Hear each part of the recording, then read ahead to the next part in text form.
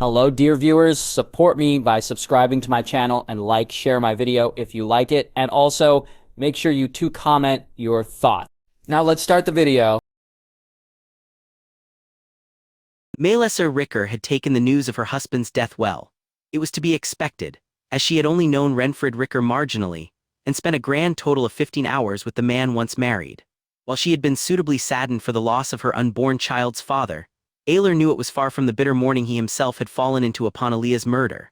But as the prince heard her cries from outside her chambers, he briefly wondered if she had the worse end of the deal. Maelessa's labor came on quickly in the middle of the night, the midwives that her father Donal had kept permanently at the keep entering and exiting the room rapidly, as the prince tried desperately to stay out of the way. Aelor had requested to be notified as soon as his best friend's widow went into labor, and now found himself leaning against a wall at the end of the hall outside. Lord Donal, still in rumpled bedclothes, paced the hall in worry, hands wringing. Aelor had given up trying to calm the first-time grandfather, instead tucking himself into a corner out of the way. He wished for the 1000th time that Renfred was here. His friend had slogged through months of bloody campaign for the child only now coming into the world, dying in a nameless ford for its future. And for Aelor, which is why the prince was here now. I promised you your child would want for nothing, Ren. I meant it. Strong shield, old friend, wherever you are. When the first cries of a newborn filled the hall, only slightly muffled by the walls of the keep, Aelor thought Lord Donal was going to faint, the middle-aged man and his mustache going stock still. It took several minutes, during which even Aelor became concerned, before the door opened, revealing to the prince's surprise a harried-looking Ashara Dane. The raven-haired, violet-eyed woman smiled warmly at Lord Donal, turning her body to present to him a small bundle, though it wasn't nearly as small as Aelor was expecting. Even from his position at the end of the hall, Aelor could see the newborn's face, red and angry-looking, glaring out of the swaddles at its grandfather. "It is a boy, Lord Donal, and healthy as can be." Donal stared at the bundle, his lips turning up at the corners ever so slightly. "7 hells he's big." Ashara laughed lightly. "The biggest baby the midwife has ever delivered. Maelessa did beautifully and is recovering well." Ashara Dane offered him the child, smiling even more when Buckwell took the child with the practiced hands of a father. The former handmaiden to the queen then turned her eyes to the prince, though how in blazes she spotted his black clothing in the dim torchlight he couldn't say. "She is naming the child Aelor." Emotion hit the dragon of Duskendale as hard as Gregor Clegane's fist had months ago. He swallowed once, twice, 3 times before he could manage a word. "Aelor Ricker." Ashara's face was warm, her smile just a tad sad as she approached him, Lord Donal braving the birthing chamber behind her with the new Lord of Hollard Hall. Maelessa said it was Renfred's wish. He wrote it in his last letter to her, written the night before the trident. The dragon prince had to look away, not willing to let Ashara watch as he composed himself. When he finally looked back, he had returned his scarred face to normal, though his voice had an edge to it that even he himself heard. Renfred always did have a poetic streak somewhere in that bloody big body. Ashara leaned against the wall beside him, laughing lightly. "He truly did. The child is big. I dare say he will be a near twin to Renfred when he is in his prime." Aelor snorted out a laugh. "I'd best keep Rhaenys on a tight leash then when they get older then." Renfred was a 6.5-foot menace to every young woman in the keep and half the older ones since he was 14, be they pretty or not. The prince turned to appraise the shorter woman beside him. "Why were you in there exactly?" Ashara shrugged, turning her violet eyes to meet the similarly colored ones of the Prince Regent. "Maelessa is a sweetheart, and we have grown close since she came to the capital at the onset of the war. She was understandably scared and in need of a friend, so I obliged her." Lady Dane's face fell quickly, a pained expression crossing her face as she looked away to stare at the floor. "I was there for Aelia with both Rhaenys and Egon."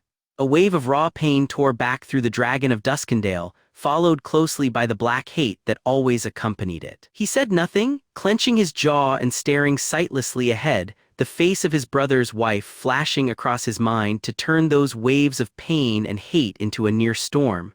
"Fire and blood, love, I will avenge you with fire and blood."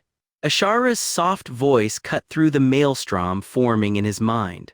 "What will become of Maelessa now?" "That Renfred is gone." Aelor cleared his throat, though in truth he needed to clear his mind.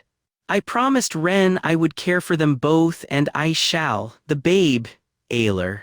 Aelor is the Lord of Hollard Hall now. I will kill any who threaten his position as such, though the only other member of House Ricker still living is Sir Jeremy, now a sworn brother of the Night's Watch and subsequently disqualified from any type of inheritance. And Maelessa, Lord Buckwell will have a say, as will Maelessa herself, of course, but I suppose she will marry again, whether to a knight or lord I could not begin to guess. If she for whatever reason doesn't, she will always have a place here in the capital. Ashara nodded, seemingly pleased. Good, she is a sweetheart and deserves happiness. She'll have it, I promise you. Aelor turned to glance at Ashara. What have you, me, you, Aaliyah is gone, what is holding you here? Ashara Dane smirked slightly, shooting the prince a face that told him the answer should be obvious. I thought you would know that, Prince Aelor. It is the children. Aegon and Rhaenys have no parents, though they certainly don't lack loving family members. I was here when they were brought into the world, and I would see Aaliyah's children live happily for the rest of their days. Aelor turned his gaze back down the hall, jaw clenching again. That is noble of you, Lady Dane. No more noble than you, Prince Aelor. Any other man with your power and influence, not to mention your family name, would be a king by now, surpassing the mere child ahead of him in the line of succession. I dare say most of the lords wouldn't even bat an eyelash. Aelor's lip curled. I would never do Aaliyah the dishonor, nor my brother. Aegon is the rightful king of the Iron Throne, and I will remove any who take issue just as violently as I can. Ashara Dane let the silence drag out for a moment before her soft voice spoke again. You loved her, didn't you? It was a statement, not a question, and Aelor saw no point in pretending it was incorrect. He continued to stare ahead, his own voice coming out as faint as whisper. Yes. Out of the corner of his eye he saw Ashara nod, joining the prince in staring down the hall without actually seeing anything, both of their minds lost in thought. The silence dragged on. The shuffle of the army of midwives Donald Buckwell had recruited as they one by one left the new mother and her newborn son to try and salvage some sleep. Through the window behind him, the sky was already beginning lighten, dawn nearing rapidly. When she spoke again, it was so quiet that Aelor nearly didn't hear it. Does it make it better or worse that she loved you back? Aelor swallowed, eyes falling to the stone beneath his feet. Both, it makes it both. His mostly sleepless night turned into a long morning. The small council reconvened not long after the messenger arrived, Aelor only glancing at Barristan briefly when the representative of the Kingsguard entered. Aelor thought he was too numb for anything to affect him overly much anymore, but the news the man of House Sunglass brought him very nearly did. The members of the council had no sooner gathered than Aelor delivered the news.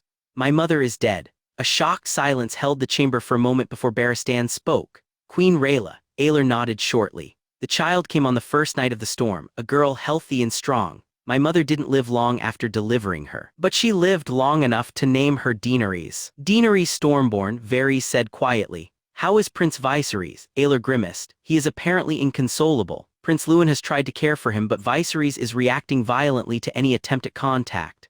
I am sending orders back to Prince Lewin to bring both my sister and my brother to King's Landing as soon Daenerys is old enough for travel. Aelor sighed. Which brings me to the next order of business. Our fleet is gone. Gone. Lord Royce asked, thick eyebrows furrowing. The storm was particularly savage at Dragonstone. The entire Royal Navy was destroyed. The messenger was only able to bring word via a commandeered fishing boat. It is reasonable to assume the Red Wine fleet sieging Storm's End was similarly damaged. Randall Tarley's voice was, if possible, even more grim than usual.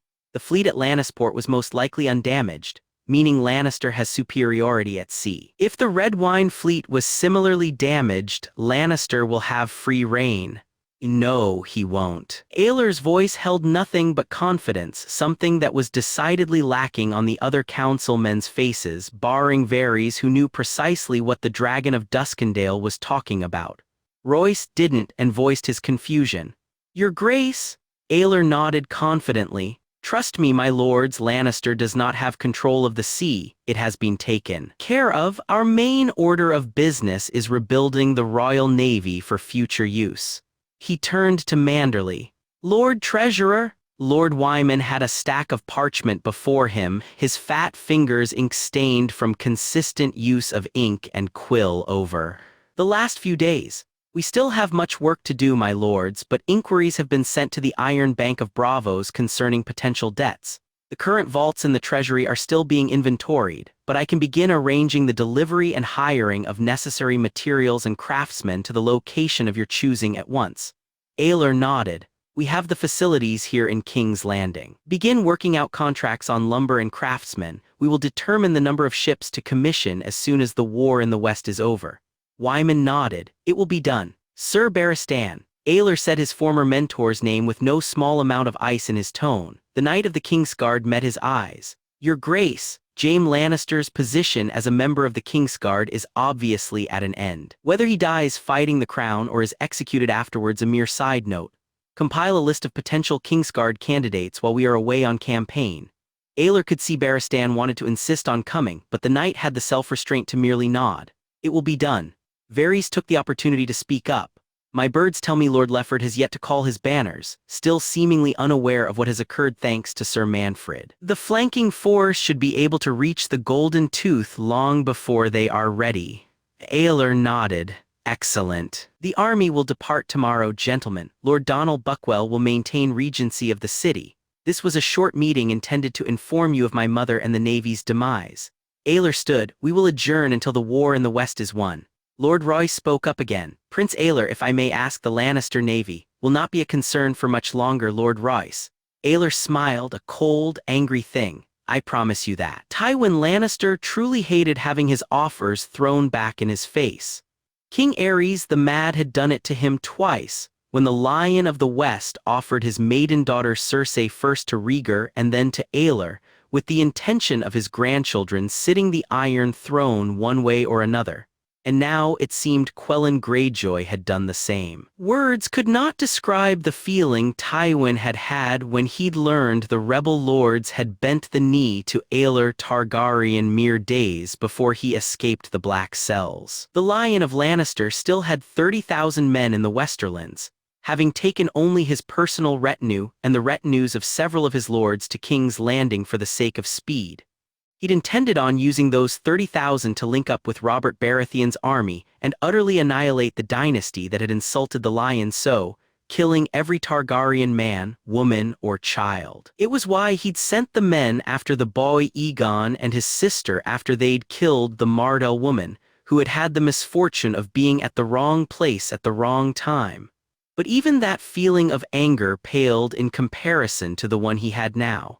He had barely been in Casterly Rock a day when he sent an envoy to the Iron Islands, offering the last region unaffected by the War Mountains of Gold for their aid in overthrowing a dynasty that had grown only stronger during Tywin's imprisonment despite the death of two kings. He had patiently awaited their response, rallying his bannermen outside Lannisport, a mere mile from his seat of power at Casterly Rock, as his son and heir James scoured the hills of the Westerlands for potential places to ambush the royal army.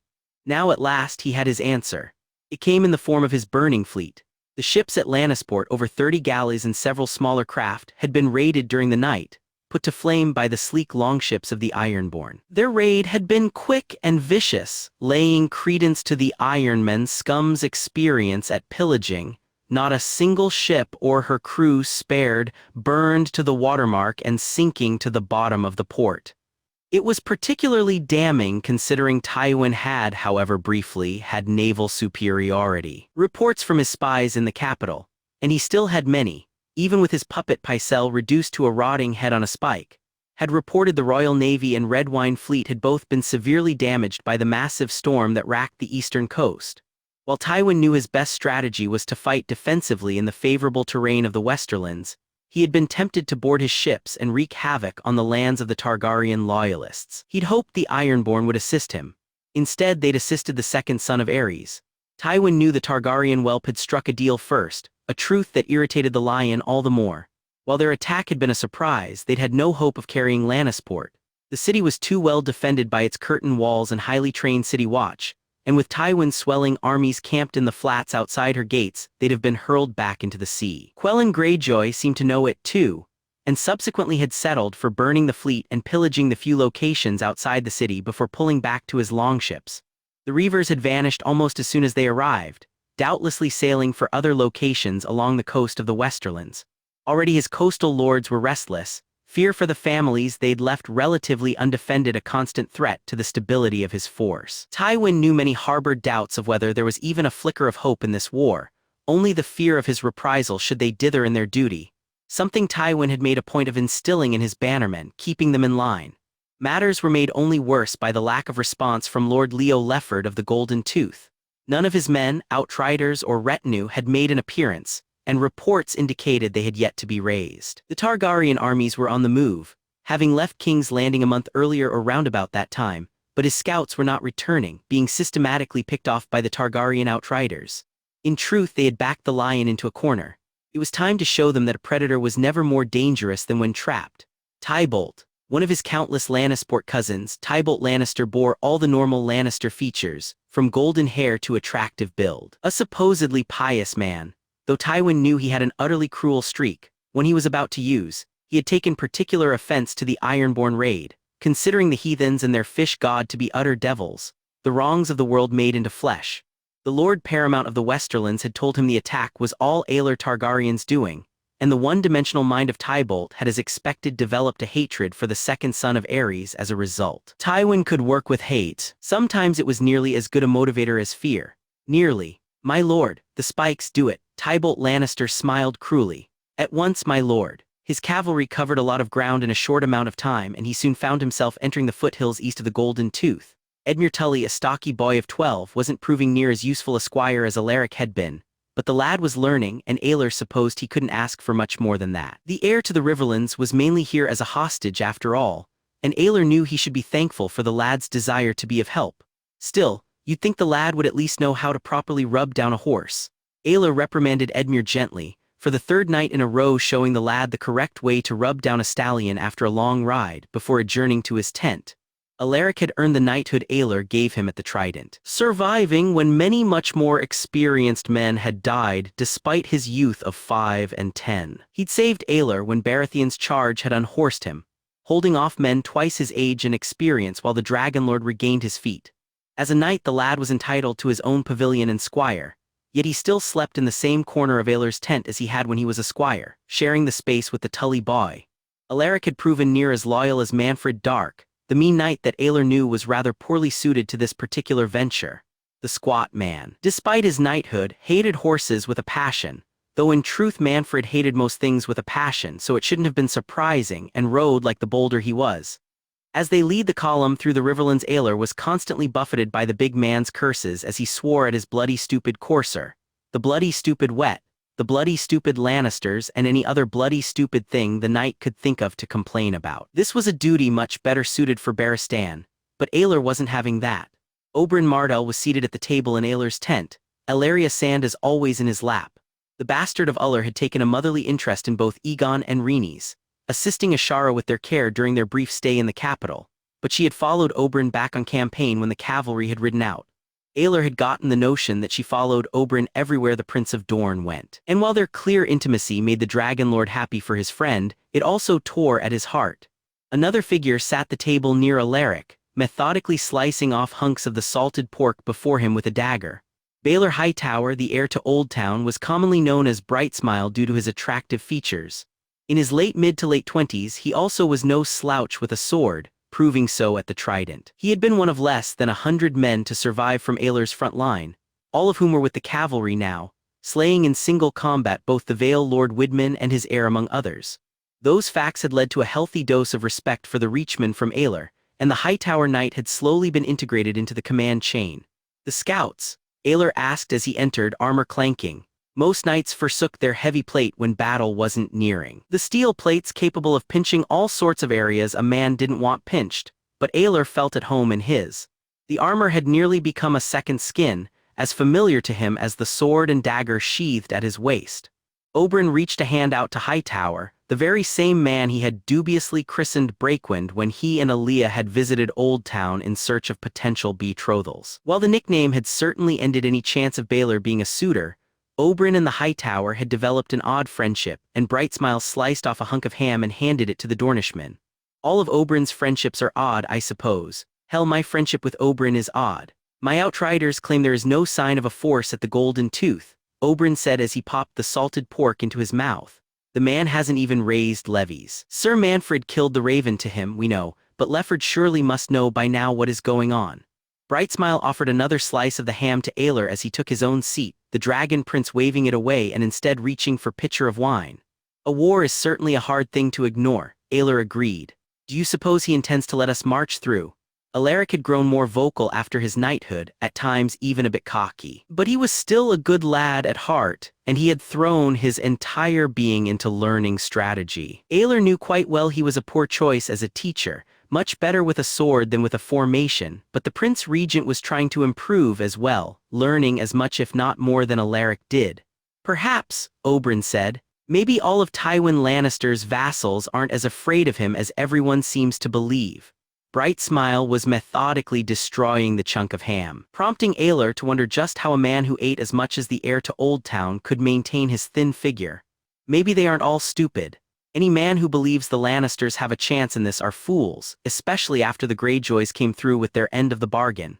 Aelor took another gulp of the Arbor Gold. As loath as I am to admit it, if any man can turn this situation around to his advantage, it is Tywin Lannister. He'll have a hard time turning this one around, came the stone-breaking voice of Sir Manfred as he stomped into the tent, white armor shining and face shockingly less of a scowl than normal. It was still very much a scowl, showing his hatred of everything with every line and contour, but for Manfred Dark the expression very nearly passed for a smile. There is someone here to see you. Lord Leo Lefford was every bit as scared of Tywin Lannister as the next man. But he wasn't stupid. Middle-aged and graying, Lefford felt no shame in admitting his fear of his liege lord. Only a complete idiot wouldn't fear the Lion of the Rock, Lannister, both fiercely intelligent and utterly ruthless.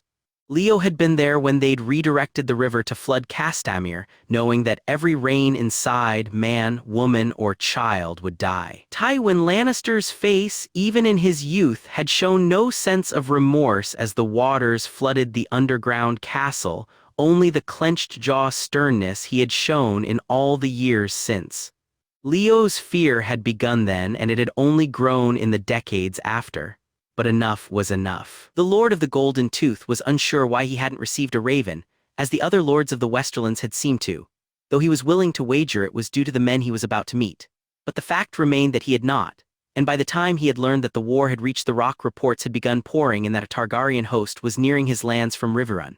Tywin Lannister would have his head and the heads of all his family, few as they were. If Lord Leo was to forsake his liege lord, but Tywin Lannister was miles away at Casterly Rock and Prince Aelor Targaryen was at his doorstep. The decision wasn't nearly as hard as one might expect. He'd taken no one with him, and offered no explanation when he'd ridden out of his small but stout castle guarding the pass through the mountains. He hadn't said a word, other than ordering his castellan to assist as best he could Leo's daughter Alysanne should he never return, saddling up and riding down the valleys and spurs of the foothills he ruled to the Targaryen camp. The sentries were good, shouting out warnings for him to identify himself long before he saw any sign of them. Dornishmen, they had eyed him warily when he'd identified himself, one disappearing and bringing back a Kingsguard knight. Lord Leo couldn't saw what the White Cloak's name was, but he was perhaps the broadest and ugliest man the Lord of the Golden Tooth had ever seen this side of Gregor Clegane. He was certainly a sharp contrast to the figure the Kingsguard led Leo to. Aelor Targaryen had all the Valyrian features Lefford had heard about: violet eyes, silvery hair and fair skin, taller than average with broad shoulders. He looked every bit the warrior Prince Rumor had him to be, down to the scarred countenance and the authoritative air that hung around him. His scar was an undeniably ugly thing, broad and jagged, but the beauty the blood of old Valyria so often possessed was still visible beneath it. Alysanne would be enamored with him, Lefford knew. That was when his plan began to formulate. Lord Lefford, the Targaryen prince said, flanked on one side by another Dornishman and the other by a tall, fairly attractive man a decade Leo's younger. As you might imagine, this is quite the surprise. Leo bowed at the waist. Prince Aelor Targaryen, I see you have an army nearing my castle. The prince cocked his head slightly to the side. Your eyes certainly don't betray you, though I wonder if perhaps your mind has. Normally a man doesn't ride unaccompanied and without a flag of truce into an enemy's camp. And who said we were enemies, Prince Aelor? Your liege lord Tywin Lannister for one. The Dragon Lord gestured to the Dornishman beside him. Prince Oberyn for another. Leo met the Prince of Dorne's eyes, holding Mardal's slight glare easily. You are a man to be feared, Prince Oberyn, that I know, but your glare has nothing on Tywin Lannister's. I do not blame him. I heard of Princess Alia's murder around the same time that I learned you were nearing my lands. I am sorry for your loss, though I myself had no hand in it. The Red Viper said nothing, though his glare lightened ever so slightly. Targaryen spoke for him, tone both intrigued and wary. Why are you here, Lord Lefford? Leo turned to the Targaryen. I will admit, if I had been aware of this new development in the war sooner, I likely wouldn't be. As it is, I received no raven from Lord Tywin until it was far too late to prepare for you and your knights. I don't intend for my people to suffer and die because I was ill-informed. The Dragon of Duskendale pointed behind Lord Leo where the short and stout Kingsguard knight stood with his hand on his sword. You have Sir Manfred Dark to thank for that. He cut the head off of Raven meant for you. Leo glanced at the scowling knight briefly. That is quite the shame, at least for Tywin Lannister. Lefford turned back towards the Dragon Lord. But I dare say it was a blessing for you. The prince nodded lightly. Go on. As I'm sure your scouts have reported, I have not raised my levies. The Tooth is a stout castle, and even with only my retinue and household guard to defend it, you and your men would have quite the battle on your hands to breach it. But you would breach it sooner or later, and I and my family would be held accountable for my liege lord's crimes. The Prince of the Iron Throne nodded again. Yes, you would. Call me cowardly if you will, but that doesn't sit well with me. Prince Oberyn Martell spoke for the first time then, still sizing Leo up. It is not cowardly to admit fear. The other man, who still hadn't been introduced and Leo wasn't going to ask after, nodded his head in agreement. Nay, it takes its own kind of courage. Leo charged on. Your father was not a good king, Prince Aelor, and I understand the reasons behind this rebellion. But your father is dead, as is your brother and the man he insulted. My liege lord made his own mistakes, ones that he cannot redeem himself of, and I don't intend my family to suffer for his follies. Leo gingerly sank to one knee, the old arrow wound he'd taken in the stepstones flaring up with the motion. The golden tooth is yours, Prince Aelor, as is my sword and the swords of my men.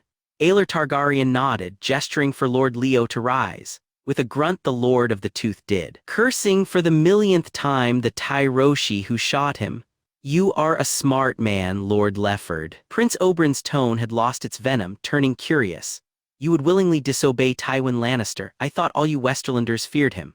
Leo shrugged. I do fear him more than I fear either of you princes, but Tywin Lannister is miles away and you are right here with a larger army as well. If I am to be afraid, I would fear the dragon at my doorstep rather than the lion in the leaves. Aelor Targaryen was smiling. You are a blunt man, Leo Lefford. I dare say I am going to like you. The dragon of Duskendale gestured to the open pavilion behind him. I suppose you would like a glass of wine. It seems customary for these sort of agreements. Leo Lefford smiled lightly. I would very much like one, your grace. He turned around to gesture the way he had come hours earlier, the moon silhouetting the growing hills and mountains behind him where deep within his castle lay. But I believe I have a much more comfortable venue. The view from the Golden Tooth was stunning, Aelor had to admit. It made him all the gladder he hadn't had to burn it. Lord Leo had arranged a quick feast for the officers the night after he had ridden to the Loyalist camp, his men barracking around the stout Golden Tooth castle. Aelor and his cavalry lost 3/4 a day of riding by remaining here. But it would be no more than they would have lost if they had been forced to take the tooth by force. Besides, this way was much less bloody. Aelor wanted blood, of course, but only that of Lannisters. All of the Lannisters. Lord Lefford had given Aelor quarters in one of the corner towers, overlooking the foothills they had climbed that very day. They were simple but comfy, and 1,000 times better than the tent he'd grown used to over the last months. While Aelor had grown as comfortable in the middle of a war camp as he was in his grand chambers at Duskendale, he certainly appreciated the forgotten feel of a featherbed after nearly a year on a cot. The Seven must know how his levies and men-at-arms managed on the ground, because Aelor certainly didn't.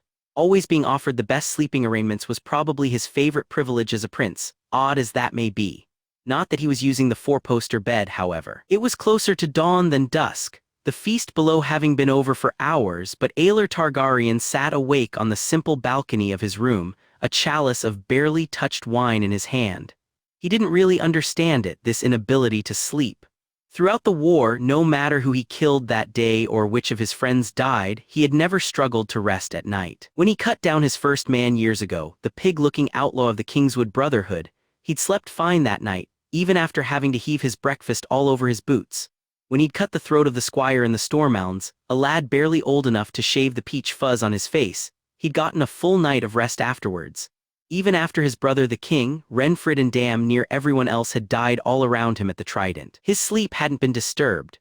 But ever since his return to King's Landing weeks ago, when he'd learned of the murder of Aaliyah, the night had become no friend of Aelor Targaryen's. He rarely got more than 3 hours sleep anymore, and that only coming in spurts. Alaric had noticed his liege lords twisting and turning from his own cot, asking more than once after the prince, but Aelor assured him every time that he was more than fine. Only he wasn't fine. Barristan could see it, had seen it, and that was why Aelor had left him in King's Landing. He didn't want to be fine, not when he had so much to do, not when there were so many lives to take. Barristan had seen him for what he was and taken the first of his revenge from him. Barristan had seen Aelor as the Targaryen he was. Forsaking sleep gave a man all the time in the world to think, and it was only then that the Prince of the Iron Throne let himself lose control. Aelor knew he wasn't himself anymore, not truly, but he didn't want to be himself. This being he was now, whoever or whatever. It was like to think that Aelor Targaryen wasn't capable of what it planned on doing. It liked to think that Aelor Targaryen was a good man, not the type of man who planned the wholesale slaughter of a family, most of whom were just as innocent in Aaliyah's death as he himself. Somewhere inside him Aelor, the true Aelor, knew that as the fallacy it was, but he allowed this other being its fantasies. His father was a madman wholly and completely, his brother another though to a lesser degree, and so was Aelor in his own way. He was as much a Targaryen as they, and Targaryen was just a synonym for lunatic after all. He was going to kill every Lannister high or low, as Aegon had the Iron Kings of House Hoare, as Meager had the House of Harroway, as Aerys had the Darklands and Hollards. The propensity to undergo the utter destruction of those who angered him ran in his blood as strongly as madness, and Aelor was fully content with using one to achieve the other. The Lannisters were going to die. If it caused Aelor every last shred of sanity he had, so be it. With a sigh the dragon of Duskendale stood, downing the remaining wine in a few gulps. The full moon and its thousands of stars made for beautiful sight, but most beautiful things only reminded him of Aaliyah, further empowering the dark abyss that overtook his mind. With one last glance at the hundreds of campfires dotting the hills around the Golden Tooth, the Dragon Lord turned to re-enter his chamber, intent on trying to salvage a few slivers of sleep from amidst the endless tossing and turning to come. With a surprised grunt he pulled to a sudden stop. There was a woman in his bed, and he couldn't for the life of him remember leaving one there. Aelor didn't quite know what to make of that situation, even as the being he became at night fled and was replaced by the true dragon of Duskendale. While he knew in his heart that his erratic thoughts were only growing in madness, Aelor was still fairly certain he would remember a woman if he'd been with her, especially one as pretty as this. His mind may be slipping, but the rest of him most assuredly wasn't. He knew who she was, of course. Alysanne Lefford, only child and heir to the man whose castle he currently stood in. 7 and 10, her skin was tanned from hours riding in the sun. Figure long, slender, and undeniably attractive. Golden brown hair cascaded to frame the pillow she was laying against, and Aelor didn't need to be in his right mind to see just how much the thin shift she wore left to the imagination. Months ago Aelor wouldn't have needed any more invitation than that. Renfred had been the true philanderer in their youth, Aelor much more in control of his body than his closest friend. But the prince was a male gifted with the physical appearance his bloodline was known for, and he had used it in the past. Now though, even as his body started to react as it always did, his mind leapt to Aaliyah, and the wave of lust that washed through him was purged of his bloodstream almost as soon as it arrived. The woman on the bed, fair and willing as she might be, was not the one he longed for. While the practical, logical part of his brain argued that the one he longed for was dead and gone, and reminded him that it had been over a year since he'd felt a woman's touch, any spark of passion the sultry figure on his pillow would normally bring forth was extinguished. He loved Aaliyah, gone though she may be, and this woman wasn't her. Aelor grunted, now firmly back in his right mind, his body rid of the potent influences of both madness and lust. His voice came out firm and cold. "Let me guess, you're here to soothe the battle-worn prince amidst this brutal war, working your way into his good graces and bed, hoping that he'll be tempted by your feminine charms and marry you in a tizzy of passion." Alysanne's voice was clear and confident, and not the least bit ashamed as she shrugged. "Sure, if that is what suits your fancy." Aelor raised an eyebrow in mild curiosity. "What suits yours? I was thinking more along the lines of fucking your brains out, but I suppose the whole soothe and seduce thing will work if it must." Despite himself, Aelor snorted a laugh at her bluntness. "You're not a bit shy, are you?" Alysanne cocked her brow. "Should I be?" Aelor shook his head ever so slightly, instinctively looking her over once more. "No, I suppose you shouldn't." With another shake of his head, he put firmness back into his voice. "But I'm afraid you're looking in the wrong chambers, my lady." Alysanne Lefford leaned forward, dark eyes meeting the prince's violet ones as her lips smirked seductively. "Am I really? Because I could have sworn you looked just like Aelor Targaryen, Prince Regent of the Iron Throne. Tell me, my apparently non-royal friend, where might I find him?" Aelor scowled ever so slightly. "I hold nothing against her for being willing to take what she wants. But you'd think the lady would take the hint. Funny, but I'm not interested, girl." The heir to the Golden Tooth eyed the Lord of Duskendale for a moment, sultry smile still on her face, before she suddenly exhaled quickly, shoulders slumping in relief. "Thank the 7 for that." Aelor had never been more confused than in that moment as Alysanne Lefford slid off of the bed, thrown off not only by the abrupt change in the lady's intentions but also her demeanor. As the Lady of the Tooth stood on her bare feet, she hugged her arms to herself, the sheer brazen confidence she displayed mere moments before nowhere to be found. In place of the seductress, there now stood a shy, uncomfortable-looking girl who couldn't meet the prince's eyes. He supposed he looked like an idiot standing there with his mouth slightly agape in his confusion. What the hell? Alysanne didn't look up, staring a hole in the warring white dragons stitched on the shirt covering the prince's broad chest. I'm sorry, your grace, I'll go. Wait a damn minute, he blurted out as she turned to flee, his words stopping her dead in her tracks. In hindsight, he wasn't sure why he even said the first ones, but he soon found himself saying more. I'm fairly certain you're not the same person you were half a minute ago. I'd like you to explain that to me. Alysanne turned slowly, eyes still downcast, face blushing in the light the full moon cast through the windows and balcony doors Aelor had left open. I'm sorry. Your grace, you've said that, but you most certainly weren't sorry a moment ago. The woman said nothing, continuing to stare at his chest when something clicked in Aelor's head. He shifted back slightly as realization hit him. Lord Leo commanded this, didn't he? Alysanne could suddenly meet his eyes again, concern for her father dripping from each syllable. Please, your grace, he only. Aelor held his hand up to cut her off. Easy, my lady. If you truly think you are the first lady commanded by their father to try and seduce an unmarried, or even married, prince, you are gravely mistaken. Some noble ladies didn't even need their father's command. He stared at her a moment, cocking his head slightly to the side. I'm just surprised you agreed to it. It's clear to me you had no desire for this. A fire lit in her black eyes, visible even in only moonlight. This girl has as many personalities as I do soldiers. It's not like I had much choice. She spit the words out like venom, momentarily taking the Prince of the Iron Throne aback. Her hands, while still hugging her arms to her chest, clenched into fists as she spoke, betraying just how adamant Aelor eyed her warily, wondering if there was a murderous personality amongst her others, and debating whether he should make a move for his dagger on the table beside the bed. Why wouldn't you? Alysanne Lefford sorted shortly. You must not know much about the life of noble ladies, Prince Aelor. She blushed when she realized her tone, concernedly looking to the prince again and blurting out an apology. I'm sorry, your grace. Aelor waved it away, intrigued. You're right, I don't have a bloody clue. When she didn't speak again, he prompted her further. Why don't you tell me? Alysanne Lefford twisted her brow in confusion. Why do you care, your grace? Aelor shrugged, crouching to open his chest of belongings that Edmure had dutifully placed in the prince's room before making his way to the tent of his uncle Brynden where he was to bunk. That was all well and good, because the seven knew what the boy would have done had he seen Alysanne Lefford in that moment. I normally wouldn't, but as you might have noticed, I'm not exactly getting much sleep. Pulling out another of his shirts, he tossed it to the confused-looking young woman.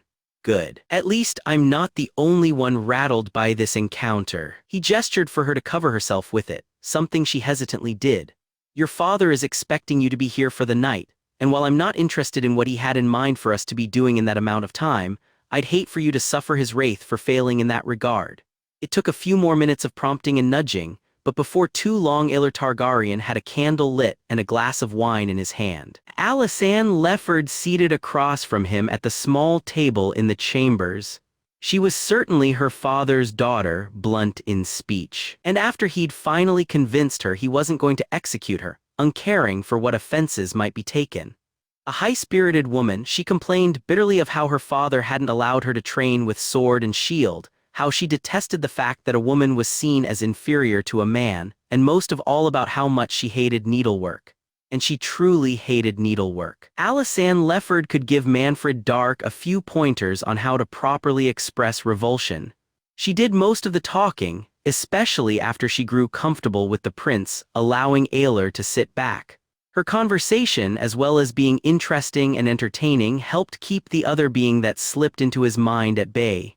He focused on her words, not allowing his mind to wander to the unsavory thoughts they always found, replying when necessary and sometimes when not.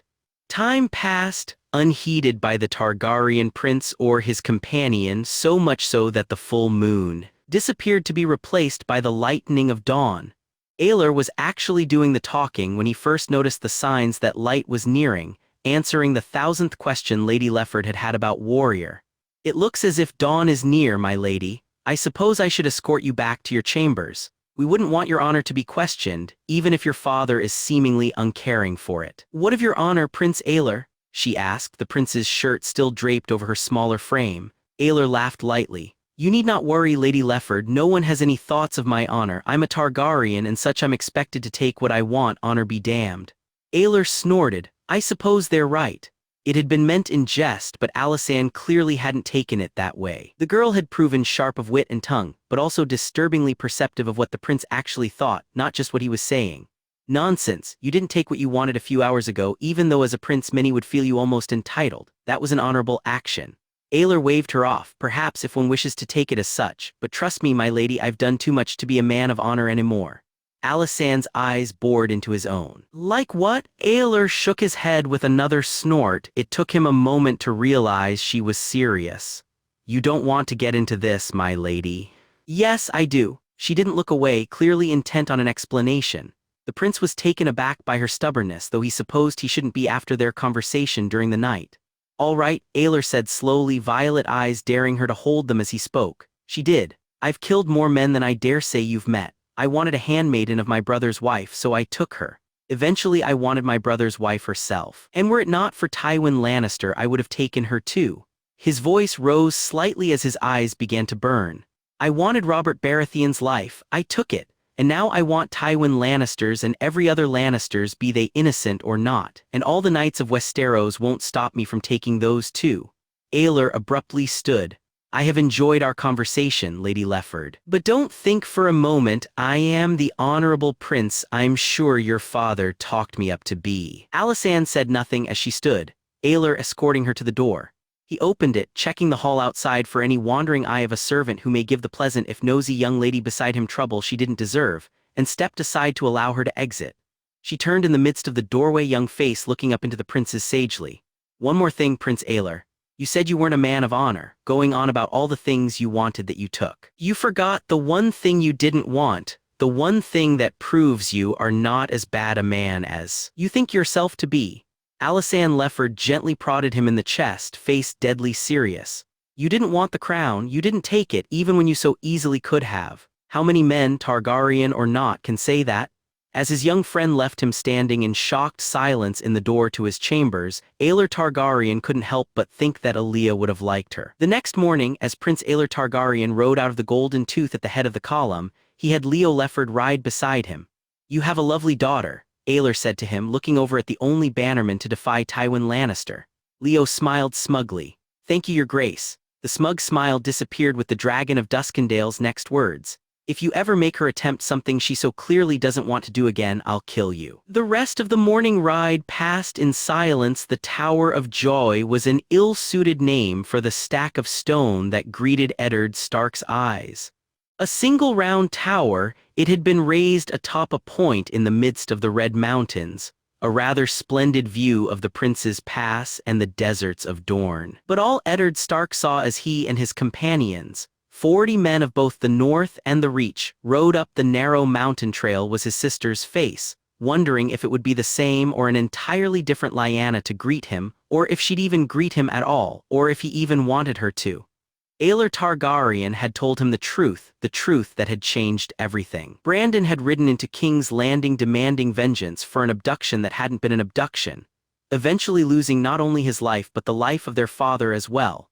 Eddard had ridden to war not only to save his head, but to recover his sister, who had been taken against her will by the heir to the throne. Only she hadn't been taken against her will. Half his family dead, all over a misunderstanding Lyanna had helped facilitate. Eddard was as aware as anyone of Robert's lusts. He'd seen Mya Stone, Robert's bastard, with his own eyes. He was also aware of Lyanna's opposition to the match, as his only sister was anything but subtle. But for Lyanna to have run off with Rhaegar Targaryen without a word, starting a chain of events that led to thousands of men dying, Eddard simply didn't know what to think. He really didn't know what to think when he looked to the trio of midwives he'd brought along. Aelor had told him bluntly of the condition Rhaegar had left his sister in, of the child of a king growing in Lyanna's womb. It was just another decision in a year's worth of decisions that Eddard didn't know how to handle, though in truth this particular one had been taken from his hands. Prince Aelor had made it clear that the child once born was to be brought to King's Landing, where it would be raised alongside Aegon and Rhaenys as a prince or princess. Ned Stark wasn't sure if the Prince Regent's plans included his sister or not, but he highly doubted it. A blind man could see the prince held Lyanna partially to blame for all that had transpired. The Dornish scouts that Prince Oberyn had sent to show Eddard, and his party the way reined up as they crested the mountaintop where the tower stood, and Eddard soon saw why. 2 men in white armor, the remaining knights of the Kingsguard, stood shoulder to shoulder in its doorway, hands on their swords, faces impassive even as 40 mounted men formed a half-circle around them. Lord Walter Went, formerly a vassal of the Riverlands and now a direct vassal of the Iron Throne, rode his palfrey to the front. Oswell Went, distinctive helmet bearing a black bat with spread wings under one arm, nodded at his brother. Walter, I suppose you are aware the war is over. Gerald Hightower, the White Bull, Lord Commander of the Kingsguard, answered for him. The aging, broad-shouldered man had reportedly been there when Aerys burned Eddard's father, having been sent to find Rhaegar shortly afterwards. Rhaegar had returned months later while the White Bull had not, the reasons for it now clear. We hear it is only beginning. You hear wrong, put in Lord Clayton Byitch, the direct vassal of Duskendale that Aelor had sent with Eddard. The Maine was rumored to be vexingly arrogant, but he had lost both of his brothers during the war and had spoken very little since. Eddard nodded his agreement. Lannister will fall in time. Went looked at Ned then. Lord Stark, I suppose you are looking for your sister. The Lord Paramount of the North nodded. You suppose right. She is here, the Lord Commander admitted. Our king ordered us to protect her at all costs. Your king is dead, said Ethan Glover, voice vicious. He had ridden with Brandon and his party to King's Landing that faithful day a lifetime ago, the only survivor of the retinue. Aelor Targaryen had released him from his captivity at the request of Eddard, and it was clear the lad held quite a bit of disdain for Hightower. It is to be expected. The White Bull was the one to throw him in his cell. Your new one resides in King's Landing, awaiting your return to swear fealty. Eddard prodded his Garen forward slightly. Lyanna is my sister. If you were to guard her, it should not be from me. You and your armies killed the king, Went replied, face and eyes still utterly calm. You were his enemy, yet I am not yours, Eddard responded, meeting the Kingsguard impassive demeanor with an icy one of his own. I have bent the knee to King Aegon. Many of my bannermen now ride with Aelor Targaryen's army. There is no fight here. Hightower was appraising the 3 matronly women hanging back. I see King Rhaegar informed his brother of her condition. His eyes fell on Eddard. She is in the later stages now. Riding horseback may harm the babe. Eddard nodded. We are prepared for that. I just want to see my sister. Went and Hightower glanced at one another for a moment, the Knights of Kingsguard conversing without ever speaking before Hightower looked back to Ned. She is in the top room, Lord Stark, the Lord Commander said, the knight stepping aside. Ned dismounted, waving his men to remain there, and hesitantly stepped into the tower. The second he saw his sister, he knew he'd forgive her. His anger at her foolish flight was still present, even underneath the layers of ice Eddard Stark used for blood, but the relief at seeing her alive in that moment overruled everything else. Lyanna was at a window on the other side of the tower from the entrance, staring out over what Ned was sure would be a fantastic view. Dressed in a green gown that certainly wasn't of northern make, not that he blamed her considering he was sweltering in his furs. The swell of her stomach was absolutely unmistakable, particularly on a frame as slight as hers. She didn't turn, though she was surely aware of his presence. Lyanna, he spoke quietly, still standing in the doorway, ecstatic to see her whole yet hesitant to fully enter. Her voice was small and soft, words that certainly wouldn't have described it a year ago. Ned. Another silence hung thick in the air, one Eddard didn't know how to fill and Lyanna didn't seem to want to. The Lord of the North could only stare at the side of his sister's face, full of words he wanted to say yet unable to manage a single one of them. Lyanna Stark sighed after a long while, breaking her gaze from whatever it was she was seeing outside to finally look at him. The young fire Ned remembered was gone, replaced by a weary haunted glaze to her gray northern eyes. She turned herself to face him squarely, resting one hand atop her heavy belly as her lips quirked into a sad smile. I hear you are the Lord of Winterfell now. Ned only stared for a moment, wondering how in the name of the old gods that was the first thing she said before slowly answering her. You hear right. His baby sister nodded, looking down. Rhaegar told me what happened to Father and Brandon. A spark of anger melted a sliver of the ice in Ned Stark's veins. Rhaegar must have told you a lot of things. Lyanna didn't look up to meet his eyes again, instead speaking in that same small voice. He did. He told me many things, wonderful things. Eddard momentarily wanted to raise his voice, but the look of guilt in his sister's face and the tone of defeat in her voice killed it quickly. Instead, he took a small step into the chamber, still several paces away but closer than he had been. I suppose the Kingsguard told you of what happened. This nod was smaller than the first, even smaller than her voice. Robert killed him, and then Aelor Targaryen killed Robert. Yes. Another silence descended, broken a few minutes later again by Lyanna.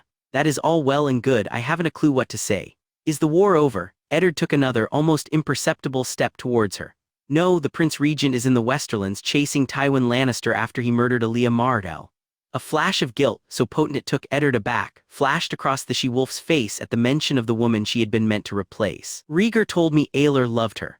Eddard nodded, though Lyanna wouldn't be able to see it as her eyes were still locked on the ground. This isn't the Lyanna I once knew, this isn't my sister. He did, that was how he justified it, you know. Lyanna moved her eyes from the floor to look out the window again, though she kept her body facing Eddard. He said Aelor would love her more than he ever could, as much as he loved me. A tear. Only one, but enough to tear at Eddard's hardened heart, slipped down her cheek. Lyanna never cries. He said she loved him too. He swallowed. I never met her, but I believe she did, yes.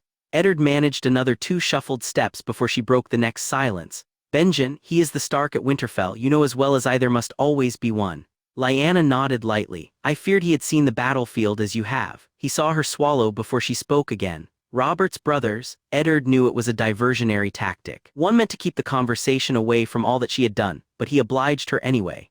They nearly starved to death in a siege, but Stannis listened to me for the sake of Renly and surrendered. Mace Tyrell is escorting them to King's Landing. He stepped within an arm's length of Lyanna, though he didn't reach for her, instead noticing how her entire body was shaking.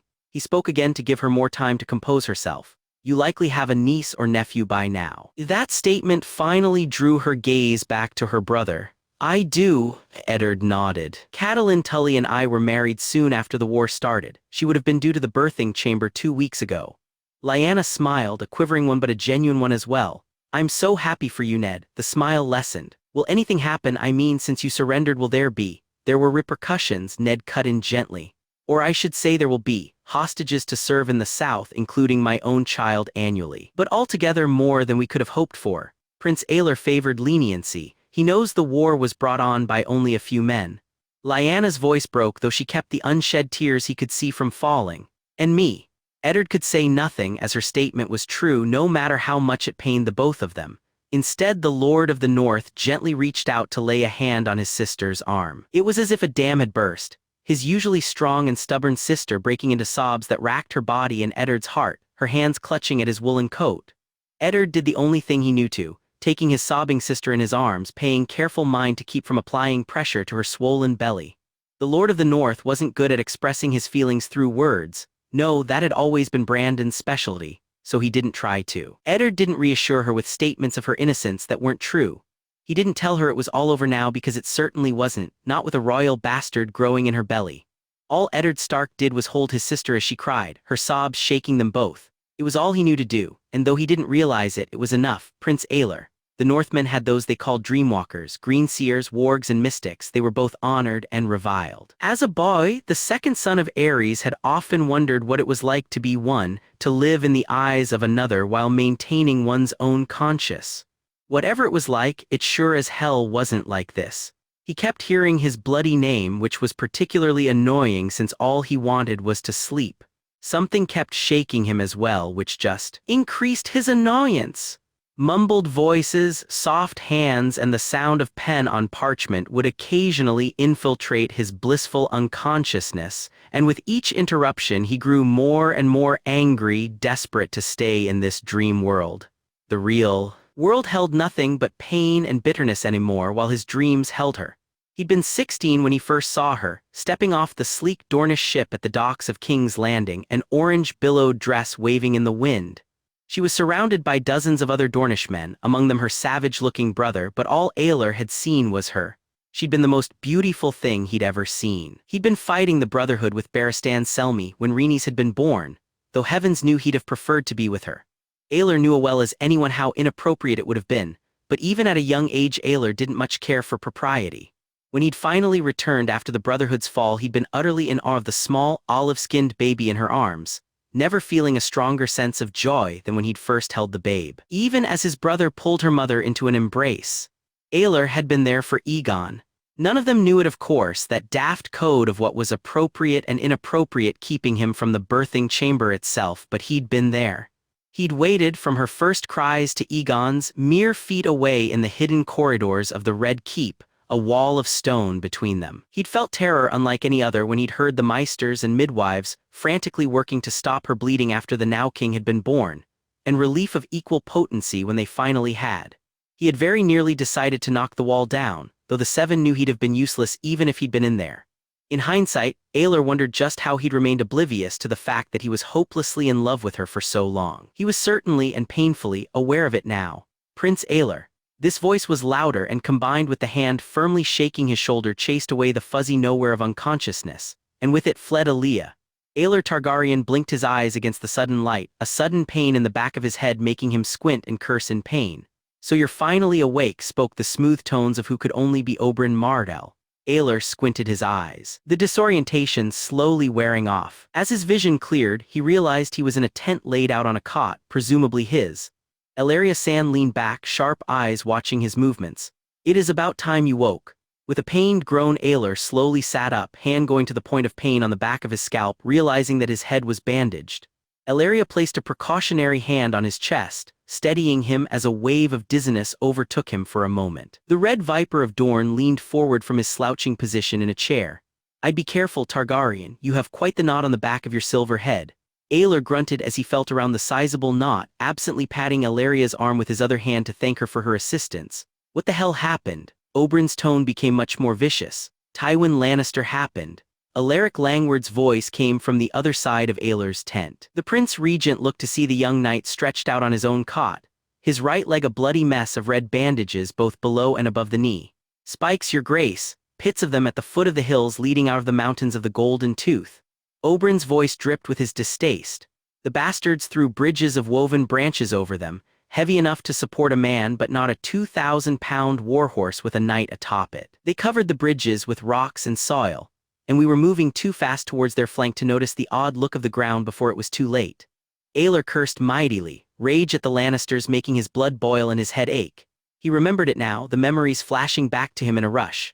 They'd poured from the hills like flame from the maw of a dragon, thundering towards the Lannister formation's side, even as Randall Tarley's infantry marched on their front. Aelor had never felt rage of the same caliber before, the sight of the lion banner driving him into a frenzy he could only sate with killing. Warrior had been particularly worked up, bellowing the stallion's customary battle cries as they near-on flew towards the Lannister lines. Alaric had been on his right, Brightsmile his left, until suddenly they hadn't been.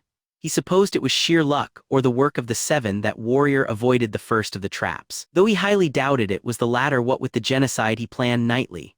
Aelor had grown familiar with the shrill shriek of dying horses, though one never grew used to the gut-wrenching sound.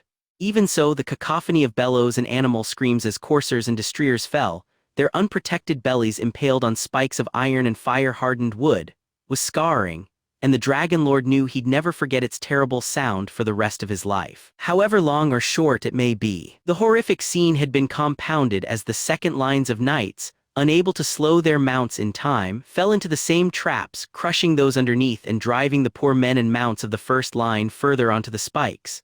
Words couldn't describe it, for there were none awful enough. His great behemoth of a horse had been all that saved him.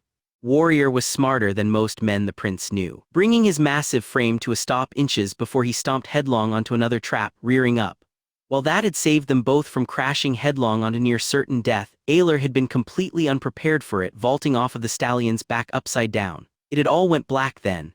Aelor cursed again under his breath. "How many lived? Of our flanking force, roughly 2/3, they rained arrows down on us as soon as we hit the pits."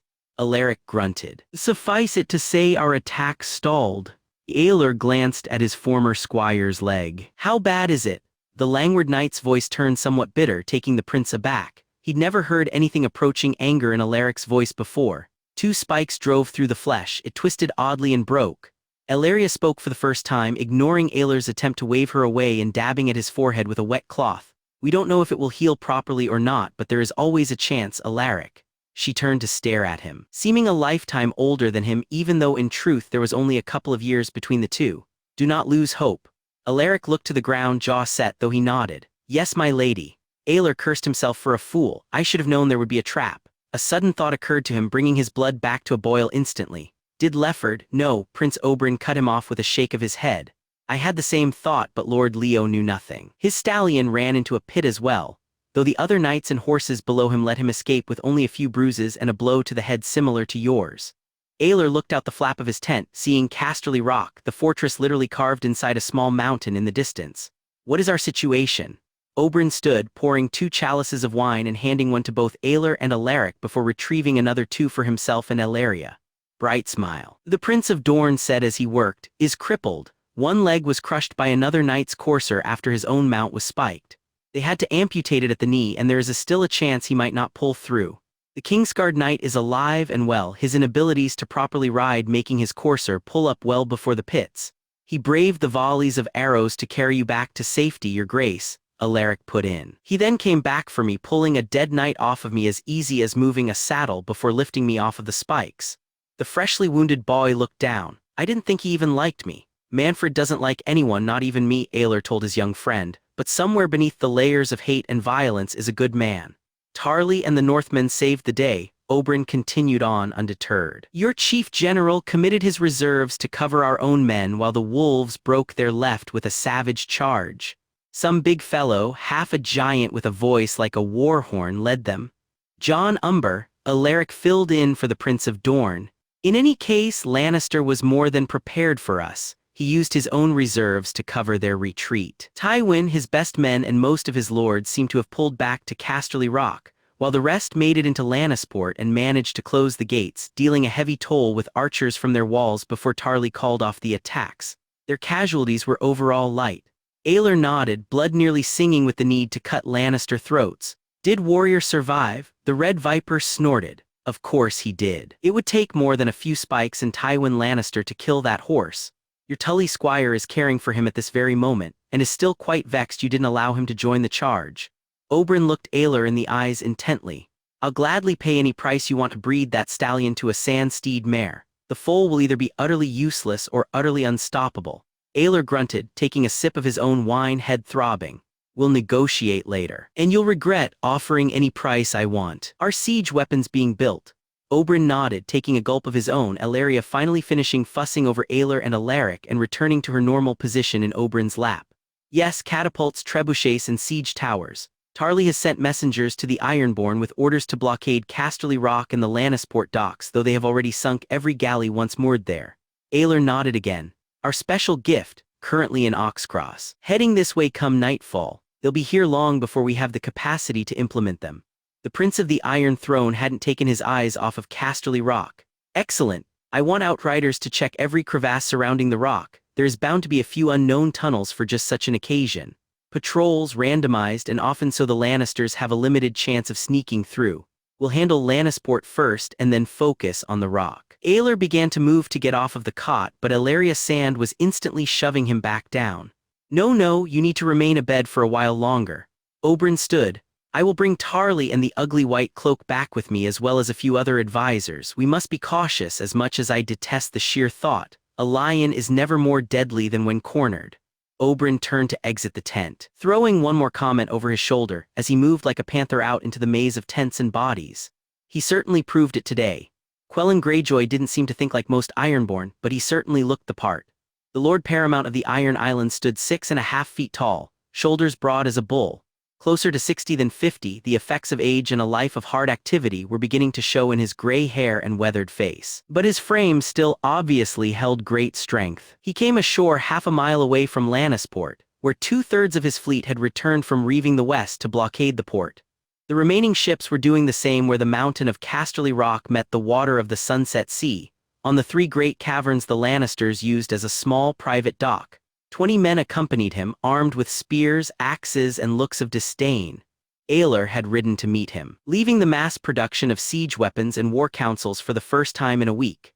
Manfred and Oberyn accompanied him, along with Greatjon Umber and Hoster Tully in addition to the 50 knights and men-at-arms. The knot on his head had reduced in size considerably, as well as the soreness from the fall that had set in the next day.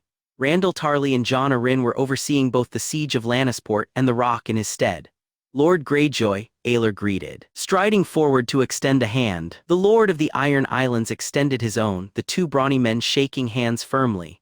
Prince Aelor, he returned, voice friendly. I see you have your lion trapped. Aelor smirked. It seems I do with your help. The big reaver gestured to the equally tall man beside him, though he seemed to be more of a boy, build still thin though it was likely to pack on muscle in the coming years. My third son Victarion. Aelor nodded in greeting, something the Ironborn returned with clear reluctance. The boy was scowling fiercely, disapproval radiating off of him in waves. His expression would give Manfred a run for his money, though nothing could truly equal the surly disposition of the Kingsguard currently standing slightly behind Aelor. Ignoring the Greyjoy boy's glare, Aelor gestured to his own companions. Oberyn Martell of Dorne, Jon Arryn of the Vale, Great Jon Umber of Last Hearth, and Manfred Dark of the Kingsguard. The introduced men murmured greetings, Quellin smiling as he returned them. My other sons are on the longboats, Balon and Euron commanding the force at the Rock while Aeron serves with the Lannisport fleet. He glanced to his present child, smile becoming forced for a moment. You'll have to forgive my sons, Prince Aelor, they would much prefer to be reaving and don't like bothering with the affairs of Greenlanders. A foolish take on life, but I've yet to break them of it. That omission made Aelor temporarily wary of what would happen when Quellin passed on to the drowned god or whatever it was he believed in, but that was a concern for another time. The crown thanks you for your service, Lord Quellin. We have a tent prepared for you at the center of camp and ask you join the war council. The Ironborn were shaky on horses it seemed, and by shaky Aelor meant totally incompetent, save for Lord Quellin himself. It was for that reason that the Lord Paramount of the Iron Islands and his son rode ahead alone, his men marching, shuffling more like, but Aelor supposed he'd look as foolish trying to stand on a warship in rough water as they did on land, behind. It was a marvelous display of trust, even for men who were allies, but Quellin Greyjoy had always tried to conform more to mainland standards. Aelor decided rather quickly he liked him. They rode at the head of the column. Greyjoy on Aelor's right while Oberyn and Jon Arryn rode to his left, the four highest-ranking men in the force sharing the place of honor. How went your raids, Lord Quellin? Well, your grace, my sons Balon and Euron captured the crag and Lord Westerling's family was taken captive. They are being rowed to your men at Casterly Rock as we speak. The same goes for the Farmans of Fair Isle. Their heir was killed when we took the castle, but his wife and 3 daughters are your prisoners. They should be taken as salt wives, came the ugly voice of Victarion riding just behind his father. It is the old way. Silence, boy, barked Quellin, voice red with anger. You know it is forbidden. It shouldn't be, spat back his son, eyes truly evil when Aelor turned to regard him.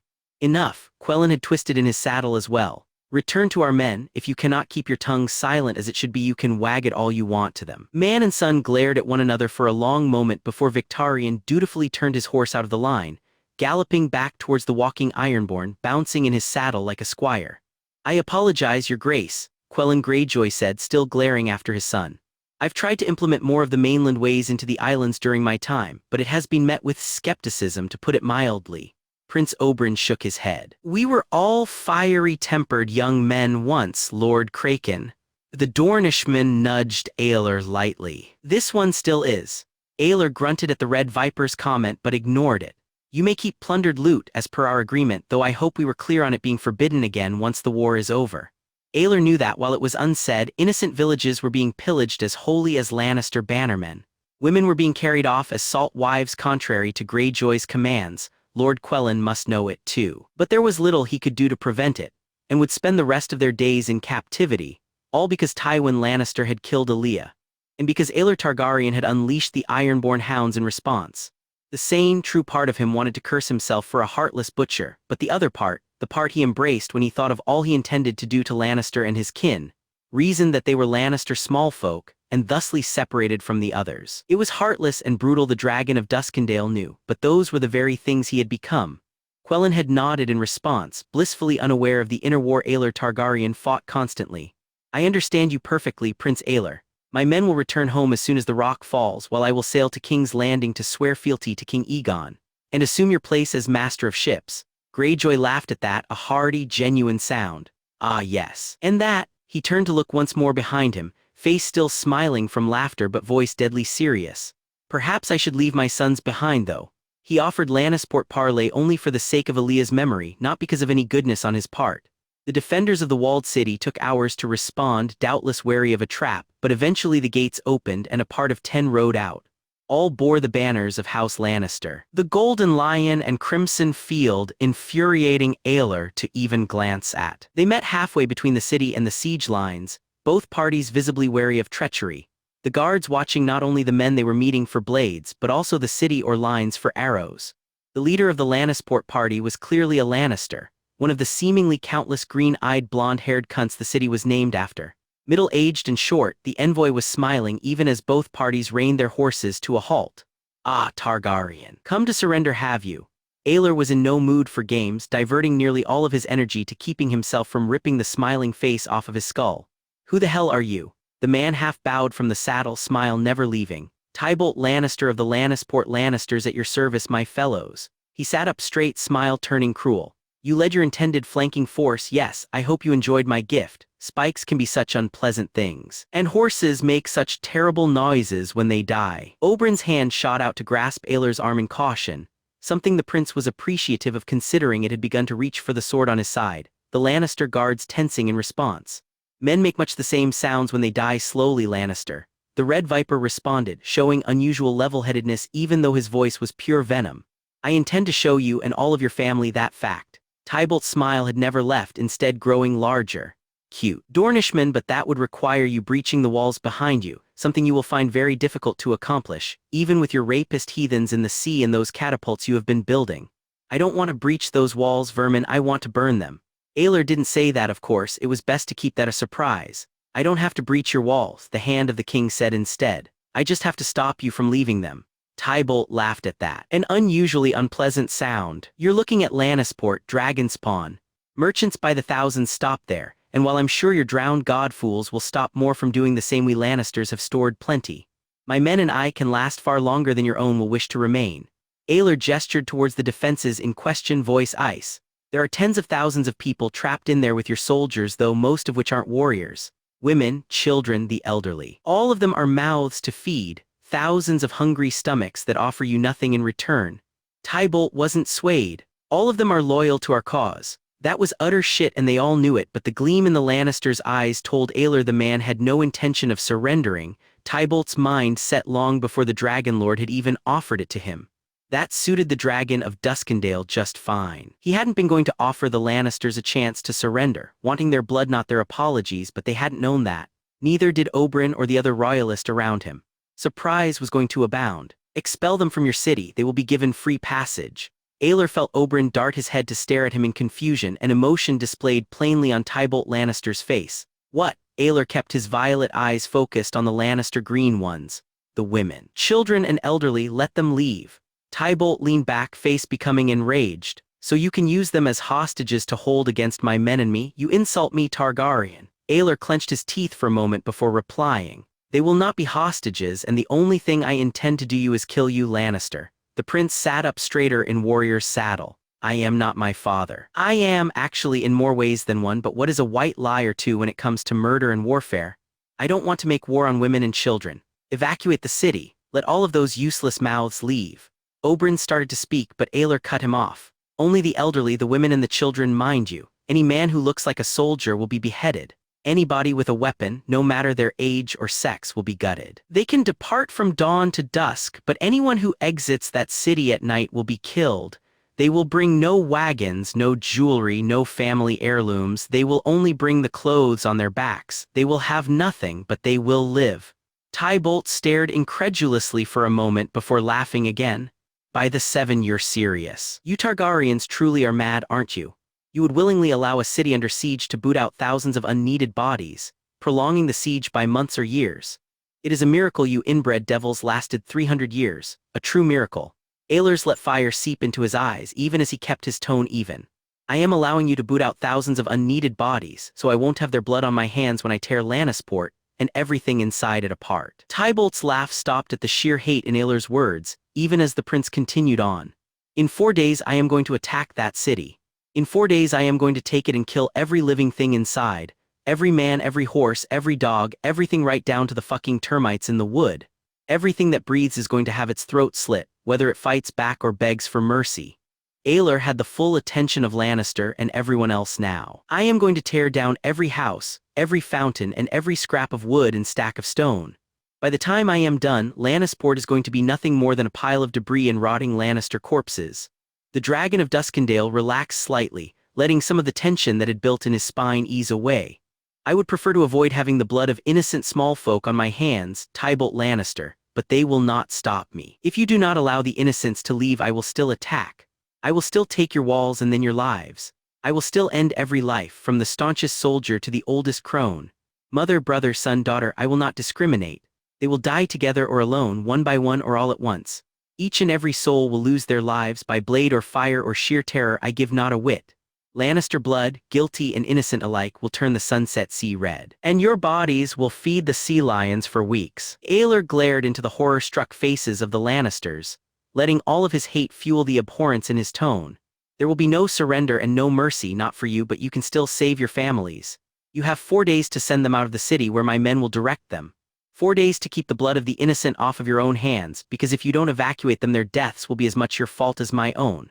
That is all the time you have. For in 4 days I am coming into your city to raze it to the ground, regardless of who is inside. Aelor took Warrior's reins into his hands, staring straight into Tybolt's eyes. I advise you evacuate, Lannister. The innocent make such terrible noises when they die. Without another word, the dragon of Duskendale turned and galloped away. Wildfire was touchy stuff. A single spark could ignite the world in flame if the green substance was involved. Its initial ignition an explosion that could throw armored knights aside like batting flies. Too much heat, a particularly violent bounce of a wagon wheel, sometimes only the sheer volatility of the substance. All could turn the jars and the surrounding area into wild green flame.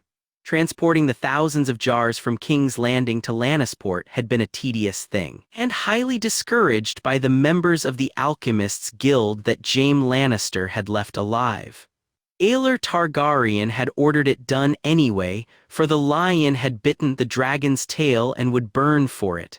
The convoys had only moved at night, when the sun wouldn't be able to set off the fiery liquid. Wagons were filled with sand in order to keep the jars of varying sizes from being jostled. Additional wagons filled with water jugs accompanying them from good distances away, though there would be little water could truly do were the jars to light. The men guarding them had loaded their mounts down with waterskins as well as rugs and related material to try and beat out any fire. The teamsters and guards, for the almost suicidal duty of transporting wildfire, all those miles had to a man been volunteers. Most particularly the actual teamsters driving the wagons and thusly closest to the substance, had been grizzled older men, weathered and worn faces showing not a bit of the constant fear they had to be feeling. Aelor had thanked them each individually, and though they didn't know it, each man had a knighthood awaiting him once he reached the royalist camp. Most already had, and it proved just in time. For all his obvious arrogance, Tybolt Lannister had seen how deadly serious Aelor Targaryen had been. The next morning at dawn, the gates of Lannisport had opened, and a column of people had slowly exited.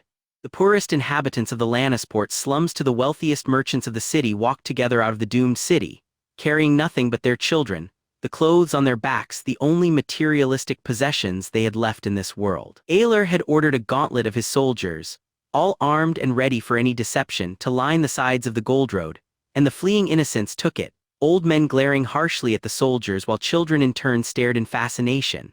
No one received more of either sentiment than the Prince of the Iron Throne, seated atop his black destrier at the head of the columns, watching the suddenly broke citizens of Lannisport shuffle by below. He'd negotiated with Lords Rowan, Bushy, Laygood and Roxton, the closest lords of the Reach, to provide rations for the thousands of homeless, detaching a force of 2,000 cavalry to escort them to his own seat of Duskendale.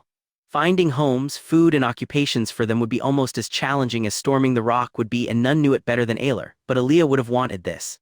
He knew nothing would bring his Dornish princess back now. Even the mad, blood-crazy side of him knew it, but he couldn't help but try and honor her. They wouldn't have cared even if they had known, though, this suddenly homeless lot of innocents caught in the middle of a war between two men most of them had never so much as seen.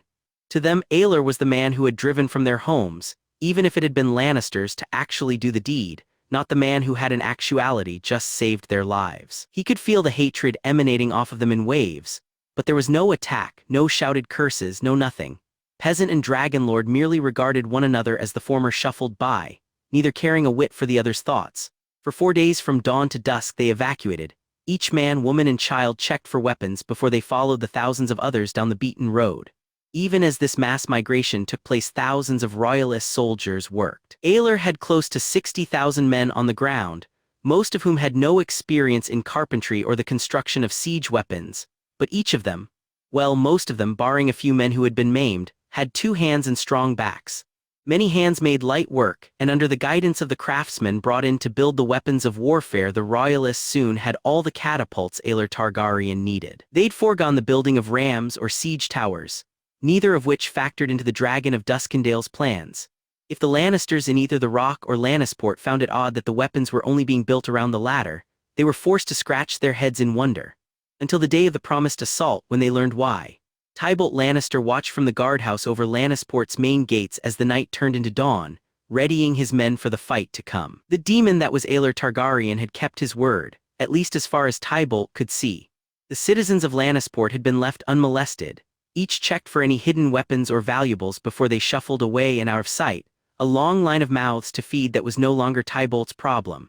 While not all had fled, most of those remaining either very rich or of Lannister blood, oftentimes both, the city seemed almost abandoned, even with thousands of knights and soldiers inside. Targaryen's reasoning for this clear tactical error had been terrifying. Even Tybolt would admit that, but it was all folly. Lannisport was a strong, well-defended fortification. The Dragon Lord outside its gates could have 600,000 men, 10 times the number that he actually did, and he would still fail. The lion would not fall to the dragon. As the world finally lightened enough for him to see, Tybolt Lannister was taken aback by the lack of ladders and the lack of men preparing to assault. He had seen the catapults being built in a half-circle, ready to fling stone at his walls, but he had confidence that they would have no true effect. The 7 were with him, not that inbred madmen opposing his city. When the cruel lion saw the teams begin to work the great machines, he called for his archers to brace, trumpets bidding the soldiers in the city itself to do the same. The siege weapons were nothing pretty, but they did the job they were designed to, evidenced when each was fired the first time. It wasn't stone or pitch that sailed over his head or smashed into his walls, however, it was jars. Tybolt considered himself a very clever man, but as more and more of the jars smashed harmlessly on his defenses or the buildings in the city, the catapults adjusting their aim to seemingly cover the entirety of Lannisport as best they could with whatever the jars contained, he was utterly lost. The catapults had fired for well over an hour, not a single soldier making to take the gates, before the substance they contained was identified. When the cry went up, whipping through the city's defenders like a Barristan Selmy through the Golden Company, true fear struck Tybolt. The type that rooted you to the ground and emptied your bladder. But by then, it was all too late. Aelor Targaryen had built one more structure besides the catapults, located behind his main lines in the direction of Casterly Rock. At first, Tybolt had believed it to be a siege tower, the wood being erected upwards, but had soon dissuaded himself of the notion. It was too thin, only a square structure built into the air with a ladder on one side, a small platform atop it. Even as cries of wildfire tore through his city, a single figure climbed this structure in the growing light, reaching the top in moments. As when the catapult stopped firing, the morning turning deadly silent as his own men held their breaths. There were near 100,000 men in between and surrounding Casterly Rock and Lannisport, and not a one of them made a sound. Even the seagulls and the horses kept their silence, as if the animals and the very world itself knew what was to happen. The sound of a single violin broke the eerie silence, the figure on the tower beginning to play. It was a song every person in Westeros knew, from the lowest peasant child to the Lord Paramounts and their families. As the chords floated across the morning air, solemn and lonely and clear as a whistle to Tybolt's ears despite the distance, telling their story of reigns and coats of red and gold, he knew he was going to die. In that odd clarity man received in the final moments of his life, Tybolt heard him. As the last notes of the Lannister song died, a single voice spoke over the silence in its wake. The cruel lion knew who it belonged to even if he'd only heard it for the first time a few days before, the command as clear as the notes had been. Prince Aelor Targaryen's tone was as final as the fate of Lannisport. Loose! Tybolt and his men could only watch, too terrified to do anything else as one last catapult was fired. A barrel of flaming tar, as bright as the sun itself to the eyes of the doomed men of Lannisport, flew over their heads almost in slow motion. He turned as it sailed, never taking his eyes off it as it glided over his head, and dipped down towards the wildfire-coated city below. And then the world exploded and Tybolt Lannister saw no more. Even Aelor wasn't ready for the aftermath. For a moment nothing happened as the flaming barrel dipped out of sight and into the City of Lions, but then all the 7 hells broke loose. The light was so great it nearly blinded the dragon of Duskendale. With a great burning boom, Lannisport went up in green flame, the heavy dose of wildfire catching nearly all at once. The explosion it caused flung a shockwave so fierce that several stones from the city's walls were blown nearly to Aelor's own lines. The archers atop them who had been so ready to rain death on Aelor's men tossed like dolls outwards. Those that weren't incinerated instantly anyway. The shockwave was still potent when it reached Aelor's own men. With a grunt it hit him squarely. The Prince of the Iron Throne knocked cleanly off of his feet. With cries or grunts of their own, most of his men did the same, even bolder-like Manfred Dark, his white cloak billowing as he was shoved backwards. Catapults rolled backwards on their hasty wheels, horses screamed in terror, and men were tossed aside like driftwood on the tide. Aelor found himself face down in the dirt several feet from where he had been, his mostly healed head suddenly throbbing again. Shakily the prince pushed himself to his knees, looking up at the mass of green flame he had created. The flames reached high, a great green cloud rising into the air. He knew in the back of his mind that what parts of the city hadn't been covered by the wildfire would soon catch fire itself from the heat of the explosions and green substance, within hours turning all of Lannisport into a pillar of smoke and flame. But Aelor couldn't focus on that, his mind overwhelmed by the sight before him. The screams began almost immediately, men in the city being covered in a fire they couldn't put out. They could be heard even over the crashes of buildings falling, parts of the wall crumbling, and the unnaturally loud crackle of the green fire. Aelor stared into the flames, no pride or bloodlust flooding his veins, only a numb, morbid amazement. The men around him one by one gained their feet, but no one said a word. Each and every man, all the thousands of them, staring in awe and horror and senselessness at the flaming havoc before them. No one looked away, for no one could, the terrors of what had just occurred overruling all else. Aelor was a Targaryen and beyond that a son of Ares. He was used to fire, had seen its devastation and great capacity for destruction up close since he was a child. But this was something else, something different. Even he couldn't take his eyes away, despite the wave of heat causing tears to run down his cheeks. The longer he stared into the flames, the more his vengeful mind took over, reveling in the screams of the dying Lannisters. This had been his intent, his entire goal since the day Aelia died, besides the death of Tywin. But suddenly Aelor Targaryen wasn't looking at a burning Lannisport. He wasn't kneeling in the dirt of the Westerlands. He wasn't a heartbroken, battle-scarred prince. Instead, he was nearly a year in the past, back in the throne room of the Red Keep in King's Landing, his father's laughs echoing in his ears. Instead of a burning Lannisport, he was seeing a burning Rickard Stark, the Lord of the North, baking alive in his armor. Instead of the screams of dying Lannisters, he was hearing Brandon Stark choking to death, desperately trying to reach his longsword to save his father's life.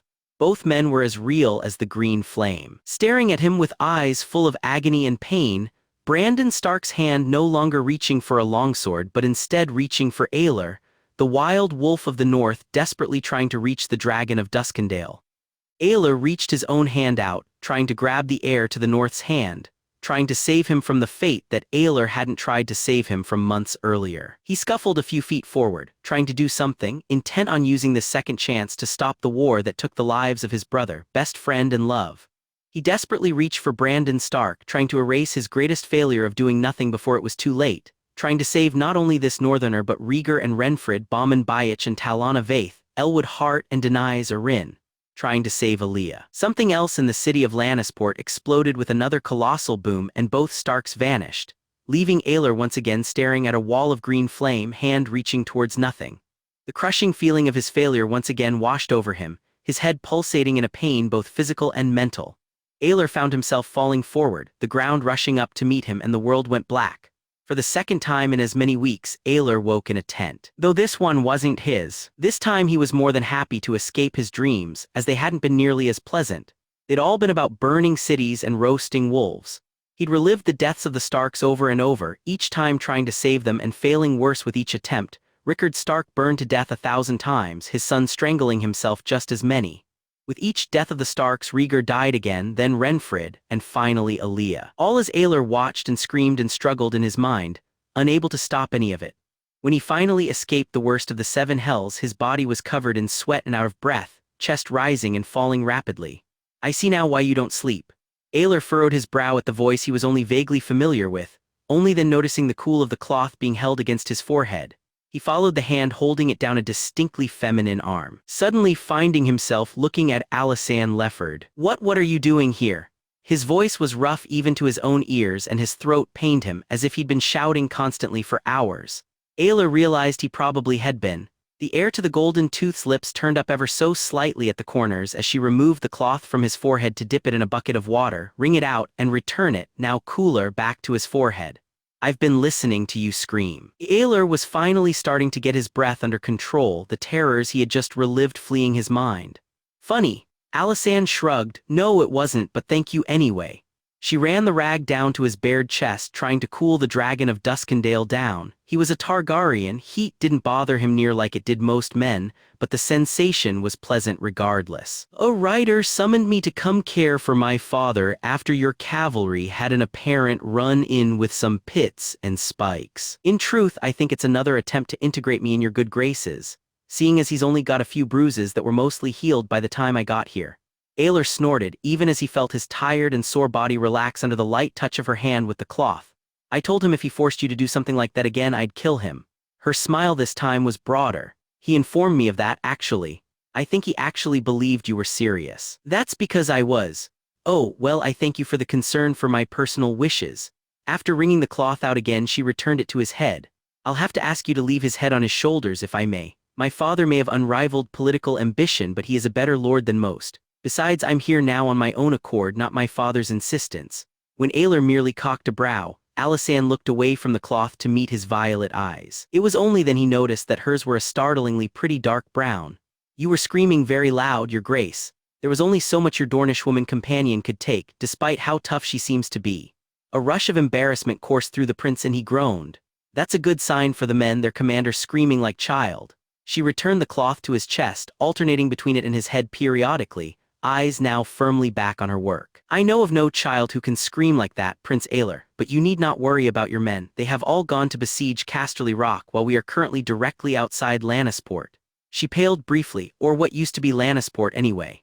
Aelor looked into her eyes, willing her to meet his again, something she eventually did. I warned you I was no saint. Alysanne nodded, holding his gaze marvelously well. You did. And I told you were no demon either. Tell that to Lannisport. Her tone was stubborn, nearly as stubborn as Aelor's own. I will. I'll tell that to all the tens of thousands of innocents you evacuated when you could have burnt them to a crisp. For the first time since he was a young boy, Aelor Targaryen was forced to look away, turning his head to face the opposite direction. Don't give me credit, I didn't do it out of the goodness of my own heart. No, you did it for Elia Mardell. Aelor's head snapped back around, violet eyes wild. Alysanne was meeting them calmly, not an ounce of fear in her own. You spoke in your sleep as well. Of King Rhaegar, some man named Ren, a Bauman and a Brandon and a Talana, but most of all you spoke of Elia. A man doesn't feel that much pain over his brother's wife unless... Aelor looked away again, jaw set. His mind was clear, for the first time since King's Landing, wholly and completely his, and it wasn't cutting him any slack. I just destroyed a city full of men who were only following their liege lord's orders, taking the homes from thousands of innocents in the process. I did it because I thought it would avenge the woman I love, but in truth it just harms her memory. Elia wouldn't have wanted this, any of it. I started to wipe out an entire family for a woman who would beg me to do the opposite if she was still alive. Do you regret it? He grunted. No, it is war. They tried to wipe out House Targaryen, and they will suffer for it, even more than they already have. But I should never have done it in her name, using her death as an excuse to sate my desire for blood. Alysanne's small hand carefully reached over him to gently grasp his chin, silently telling him to turn his head back. He did so grudgingly, though he didn't meet her eyes once he had. No, you shouldn't have. I don't think Queen Elia would have wanted this. I never met the woman, but from what I hear from your fierce Dornish friend, she was truly lovely. She was. Her hand hadn't moved, and she gently pulled at him again, urging him to look at her. Look at me, Aelor. With a shaky, annoyed sigh he did. Alysanne was situated close to his side, face only a few inches away from his own. There was nothing but complete conviction in her voice as she spoke, willing the prince not to look away. You allowed thousands of people you hate because of their allegiance to walk away free because you knew it would be what she wanted. You left a child on the throne when you could have taken it for yourself without a soul to protest, not because you don't have ambition, not because it's best for the realm, because in truth it probably isn't, but because you love that child like he's yours even though he isn't. Aelor cut her off. How do you know that? Alysanne glared at him for the interruption, voice coming out impatient at his denseness. Because King Aegon isn't dead yet, because you talked about him and Rhaenys constantly that night at the Tooth, and because I'm not buggering stupid. The Dragon of Duskendale couldn't help but smile just a touch, despite all that had happened. Fair enough. Alysanne Lefford went on, still glaring. As I was trying to say, you have honored Elia Martell more than you know. You were there for her in life, when you smuggled her and her children out of the city. And you have been there for her even since her death, protecting those children and trying to set up a kingdom where they can prosper and grow. She gestured over her shoulder, to what Aelor could only assume was Lannisport on the other side of the tent, although he had no bloody clue just where he was, as this wasn't his tent, and he assumed they'd moved him far away from the siege lines so the men wouldn't hear his turmoil. What happened out there is part of that, as I dare say it will be decades before anyone is foolish enough to rebel against the Targaryens again. All you have done for her children, and that honors her more than anything else you could have done. Aelor stared at the young woman as she glared at him a moment longer before returning to her work with the cloth, soaking, wringing, and stroking. You know, he said slowly after a long moment, you are a very opinionated woman. You're not the first man to say that. And you have precisely zero fear even of a man who just destroyed a city. Alysanne snorted, glaring at him for another moment.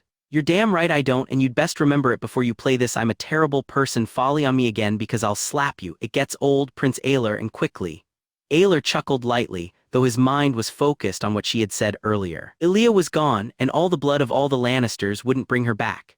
He didn't regret his orders concerning Lannisport, as it would stand as a beacon to the rest of Westeros that the Targaryens didn't need dragons to utterly destroy you, but the wanton slaughter he had been so intent on was folly.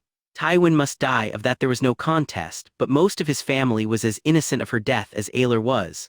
Elia wouldn't have wanted their slaughter, and while he may never be able to hold her in his arms as he so desperately wanted to, he could still honor her beliefs. Aerys would have wanted their deaths, it was true, but Aelor decided then and there that he was not the Mad King. Nothing could change the past, of that he was aware. The Starks had died, courtesy of his father and Aelor's own inaction, and trying to save them in his dreams would never change that. Thousands had died because of it, many just that morning, assuming he hadn't been unconscious for days, though Aelor didn't have a single clue how long he'd been here. Rhaegar had played a major hand in it, as had Lyanna Stark, but it was Aerys who had truly sparked all of this, all the death and destruction his insanity had brought about. If Aelor was to honor Elia, if he was to protect her children, he couldn't become his father, as he very nearly had. As he had so desperately wanted to be, if only so his vengeance and hatred could be sated in fire and blood. Aelor waited for the other, darker part of him, the Aerys part, to reassert itself, to tell him that he must kill everyone of Lannister blood to have his vengeance, but it never came. It had vanished as the Starks had from the flames of Lannisport, and Aelor Targaryen was free. The screams had died within hours, but the fires burned for days. The exact number of men and women who died during the burning of Lannisport, already being called the lighting of the lions by the men, though Aelor personally hoped another, better name would be popularized, was unknown, though it had to have numbered in the tens of thousands. The city was still burning 2 days later and likely would be for several weeks to come. The once beautiful city was being reduced to a pile of burned-out houses and blackened stones. And Aelor didn't give a single damn about it. The War Council was already raging when he stepped into the large tent, his tent, where he had held many of these very councils in the last few months.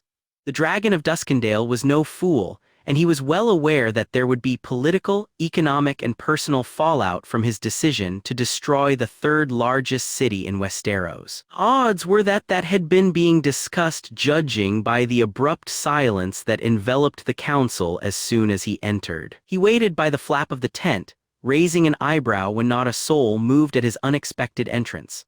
Lord Lefford reacted first, knocking his chair over in his haste to jump to his feet.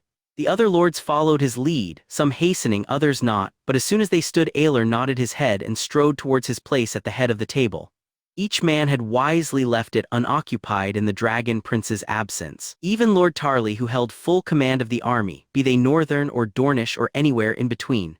"My lords," he said as he took his seat, voice calm and collected. "I apologize for my absence yesterday."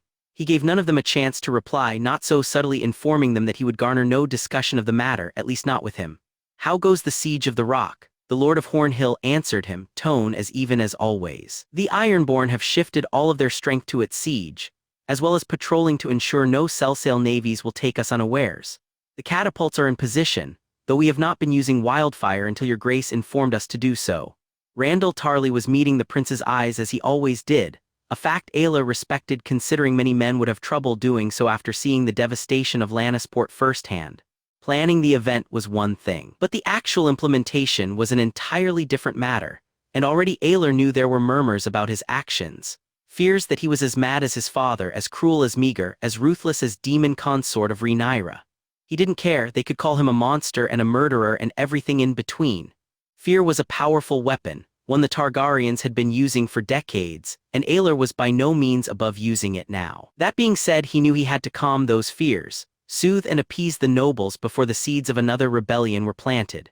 Fear was a fantastic weapon, it was true, and fear of another lighting would likely keep most houses in line for years to come, but he had to remove the stigma that all Targaryens were madmen.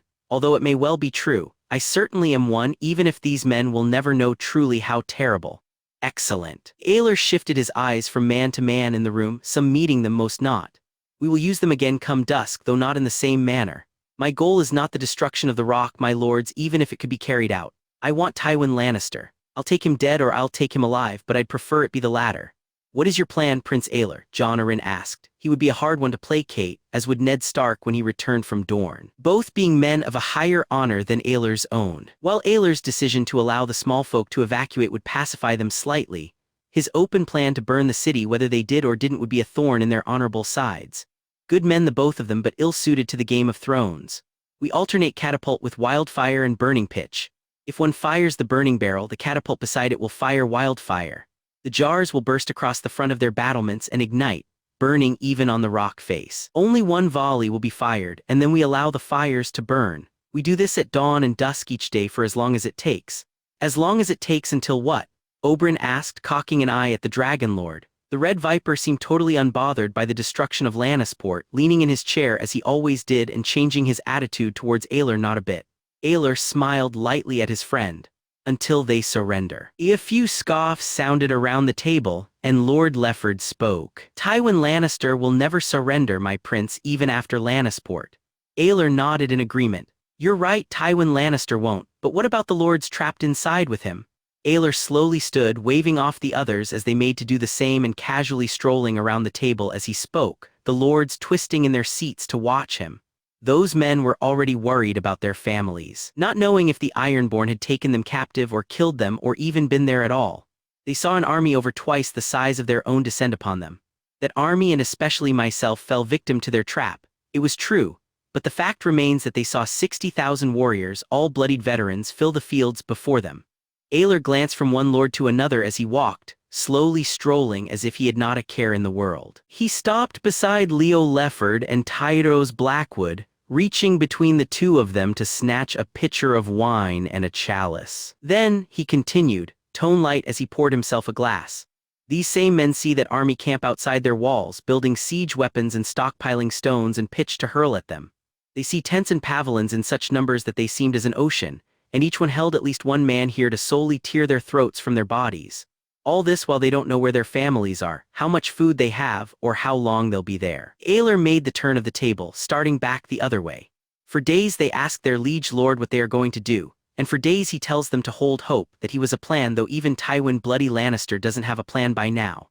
While they wait, wagons by the score arrive, bringing with them an endless line of supplies to the men waiting below, showing that while their own stores were limited, the stores of the men trying to kill them were not. Aelor hardened his tone slightly, making sure to meet the eyes of lords he knew would not like to remember the events of a morning ago. And then those very same men hear a song meant to show how mighty and powerful their liege lord is. After that song, however, there is no miracle performed by their great leader to save them. Instead, they watch as most of their army and a city that was home to tens and tens of thousands go up in flames, wiped from existence. That song turns into screams, and they can only watch in horror as flames envelope not only the city but the men in it, her once great walls crumbling, her beauty reduced to a pile of flames. The army that surrounded them doubles in size as men from Lannisport join the siege of Casterly Rock. The same catapults that unleashed 7 hells on their city are now staring at them, the man who ordered it all mere yards away and ready to do the same to them. Aelor stopped, gesturing with one hand as he spoke, voice sounding like he was telling a story to children, not predicting the mental anguish he was putting men through. Those catapults start covering their fortress in a fire they cannot put out, and while they themselves remain unharmed, the first tendrils of thought join the abundant fear in their minds. If we stay here, will any of us live? How long before that fire melts the rocks of our walls? Is my family still alive? Yes, they fear their liege lord, fear him like the stranger himself, and rightfully so, but suddenly it dawns on them. Tywin Lannister destroyed 2 houses. Aelor Targaryen destroyed an entire city, and he is planning on doing the same to the fortress we are in. Tywin Lannister is going to die. If we stay here, we will die with him, as will any family we have left. We are many, Tywin Lannister is one, and the reigns of Castamere have ended. Aelor took his seat again, having circled the table, and all the lords seated there as he spoke. There wasn't a sound to be heard, complete silence hanging over the meeting. He leaned back, wine in one hand, face curious. So tell me, my lords, what would you do? I am a prince and a warrior at that, and as such I am no craven, but I know what my action would be. Aelor took another sip of wine. The only true question that remains is just how many days it will take. In the end, it took 7. Each dawn and dusk, a single violin played a song of rain before dozens of catapults fired barrels of burning pitch and jars of deadly wildfire, turning the face of Casterly Rock into a wall of green flames. The man-made fortifications that had been built on the mountain's face were systematically destroyed, burned, and fallen under the heat of the unnatural flames. The defenders inside could only wait, noses filled with the smell of smoke and ears with the sound of flame, their view nothing but green fire. It was an easy decision in the end. One Aelor was surprised it took so long for the defenders to come to. When the mighty doors atop the steps of the Lion's Mouth swung open, wide enough for 20 riders to ascend as one, the siege lines sprang into action. Archers rushed to the ready, a shield wall was quickly formed, and men prepared for a sally from the Rock's defenders. It would be suicide and unthinkable, but Aelor was taking no chances with Tywin Lannister. The flags of truce the party carried with them, however, eased his apprehension, as did the slow, unthreatening pace. Silence slowly overcame the camp as the defenders moved towards them, each man wondering if this whole ordeal was finally over.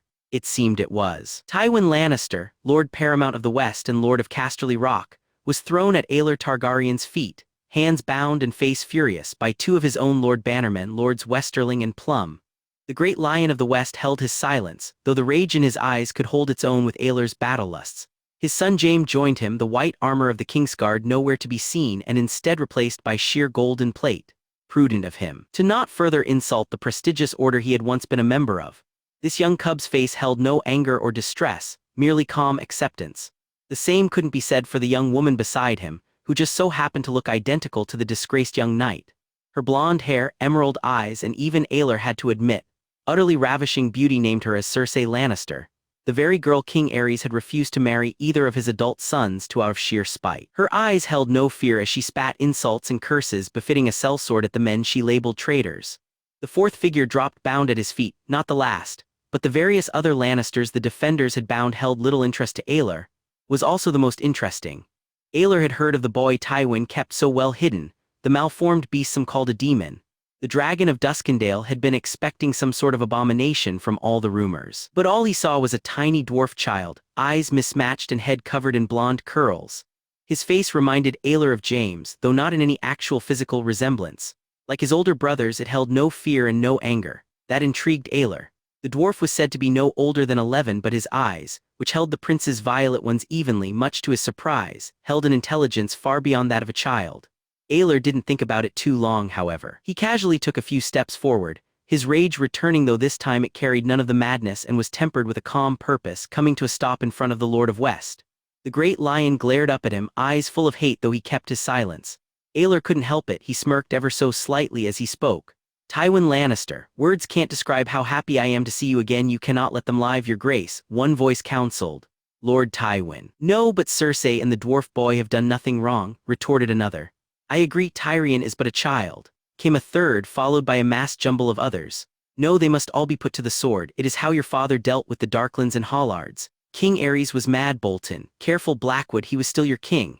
The Targaryen dynasty cannot afford to look weak. Leaving any Lannister alive after their rebellion would appear as just that. Aelor put a stop to the argument. If I kill every man who rebelled against my family, Lord Belmore, then I should put all of the Starks and Aryns and Tullys and all of their bannermen to the sword as well. If I recall correctly, that would include you. Silence descended the council. Tywin Lannister attempted to pillage King's Landing and kill every last member of my family. He was foiled, but he later succeeded in having Queen Aelia murdered, and would have done the same to the king and princess. For that he must and will die. No one is contesting that point, Prince Aelor, spoke the calm voice of Jon Arryn. but his children, with the exception of Jaime, are as innocent as the small folk of Lannisport. It was just of you to let them live, and it would be just of you to do the same now with Cersei and the dwarf. The small folk were not named Lannister, Lord Arryn, at least not all of them. You are not your father, Arryn replied, voice confident. He's incorrect, but at least he is confident in his folly. If you were, we would still be in the Riverlands, warring against one another. You rebelled justly, Aelor countered. Your family and honor was deeply wronged. Lannister's was not. My father insulted the man thoroughly and unjustly, I'll be the first to admit, but having your daughter's hand in marriage turned down is no reason to murder children. Precisely. Arryn held the dragon of Duskendale's eyes as he said it, and Aelor realized he had made the Lord Paramount of the Vale's point for him. Aelor clenched his jaw but leaned back into his chair, allowing others to take the narrative. Someone has to rule the Westerlands. Brightsmile said from a cot to the side of the table, stump of a leg stretched out in front of him. The heir to Old Town was marvelously upbeat even after losing the limb, already attempting to use crutches despite the pain the injury was doubtlessly still causing him. It will clearly not be Jaime Lannister, even if he hadn't forsaken his Kingsguard vows and fled King's Landing with his father. Tyrion is the rightful heir. Lord Belmore scoffed. He is a dwarf and a Lannister. Precisely, Hightower replied. He is a Lannister. The Arryns kept the Vale because of their blood when Aegon the Conqueror attacked. So did the Starks with the North, and so did the Lannisters of the Rock. The small folk and Westerlander lords followed the Lannisters because that is all they have done for centuries. They followed Tywin Lannister because they were scared of him. Why do you think men knelt to Aegon Targaryen, Lord Rowan? Roose Bolton had odd eyes and an odder twist to his personality. Aelor didn't like him in the slightest, but he seemed a very capable commander. Why do you think we are here now discussing the terms the Lannisters will receive and not still sieging Casterly Rock? Because of fear. Lord Rowan was a stout, gregarious man, and unlike Bolton, Aelor actually found himself liking the man. That is exactly my point, Lord Bolton. A dwarf will never command fear. The Rock should pass to Sir Kevan Lannister and his children wherever they have gone. Aelor grimaced slightly at that. He of course knew full well why Kevan Lannister and his family were missing, and he felt a wave of guilt crash over him at the thought. Kevan was a good man. Completely unlike his brother Tywin, and he shouldn't have been forced to flee for his life due simply to his name. Another wave of guilt joined it at the thought of Barristan, whom Aelor had so coldly dismissed even though the Kingsguard Knight had only been trying to save Aelor from himself. While he should not have gone against the royal family's wishes, Aelor was now glad he had. Have you ever met Tyrion, Lord Bolton? Lord Alifer Foot, the young bannerman to Leo Lefford, asked. Tywin kept him relatively well hidden, but I had a conversation with him at a feast near 2 years ago. His body may well be stunted, but his mind most certainly is not. This is still assuming we leave the Rock to the Lannisters, Belmore insisted. I still advise revocation of the paramountcy and the Rock. Most of their once massive family is already dead after Lannisport, Your Grace. It would be simple to finish the job. Enough of this. Aelor waved his hand. Your opinions are well noted, my lords, but the decision is mine and mine alone. The Baratheons await us in King's Landing, and there is still much to settle. Prepare the army to move in a few days' time. I will dole out punishments and settle the region's future on the morrow. Oberyn Martell entered the tent soon after the other lords bowed and left. The Red Viper of Dorne hadn't had the patience to listen to the council, insistently asking Aelor to give him Tywin at every opportunity and spending the rest of the time cursing the man. Aelor groaned and rubbed a hand across his eyes at the sight of him. I know you want Tywin and the other Lannisters, Oberyn, believe me, I know. The Prince of Dorne took a seat beside him, waving the Tully boy to pour them wine. Then why do you hesitate? It is not that simple. Yes, it is. You have rewarded the Reach. It is time you reward Dorne. Give me Tywin Lannister and I will consider it done. Aelor scoffed. You had as much reason for this war as I did. Aegon is as much your nephew as my own. Oberyn conveniently ignored that, focused solely on what he wanted. Give me Tywin, Aelor, for Aelia. I need time to consider it. You didn't take any time at all when it came to burning Lannisport. Aelor glowered. Speaking around gritted teeth, Edmure out. For once the boy didn't wait and complain, turning and fleeing the pavilion as quickly as he could. Aelor glared at his old friend and spoke again once the Tully heir was gone. You know as well as I that I wasn't myself when that was ordered. You fed that fact for your own purposes. No, you weren't, and yes, I did, because you were the man this situation needed when you weren't yourself, not this merciful diplomat. Aelor's tone turned deadly. You're a brave man and my friend. Oberyn, but I have had enough insults to last me a lifetime. I will not take any more from you.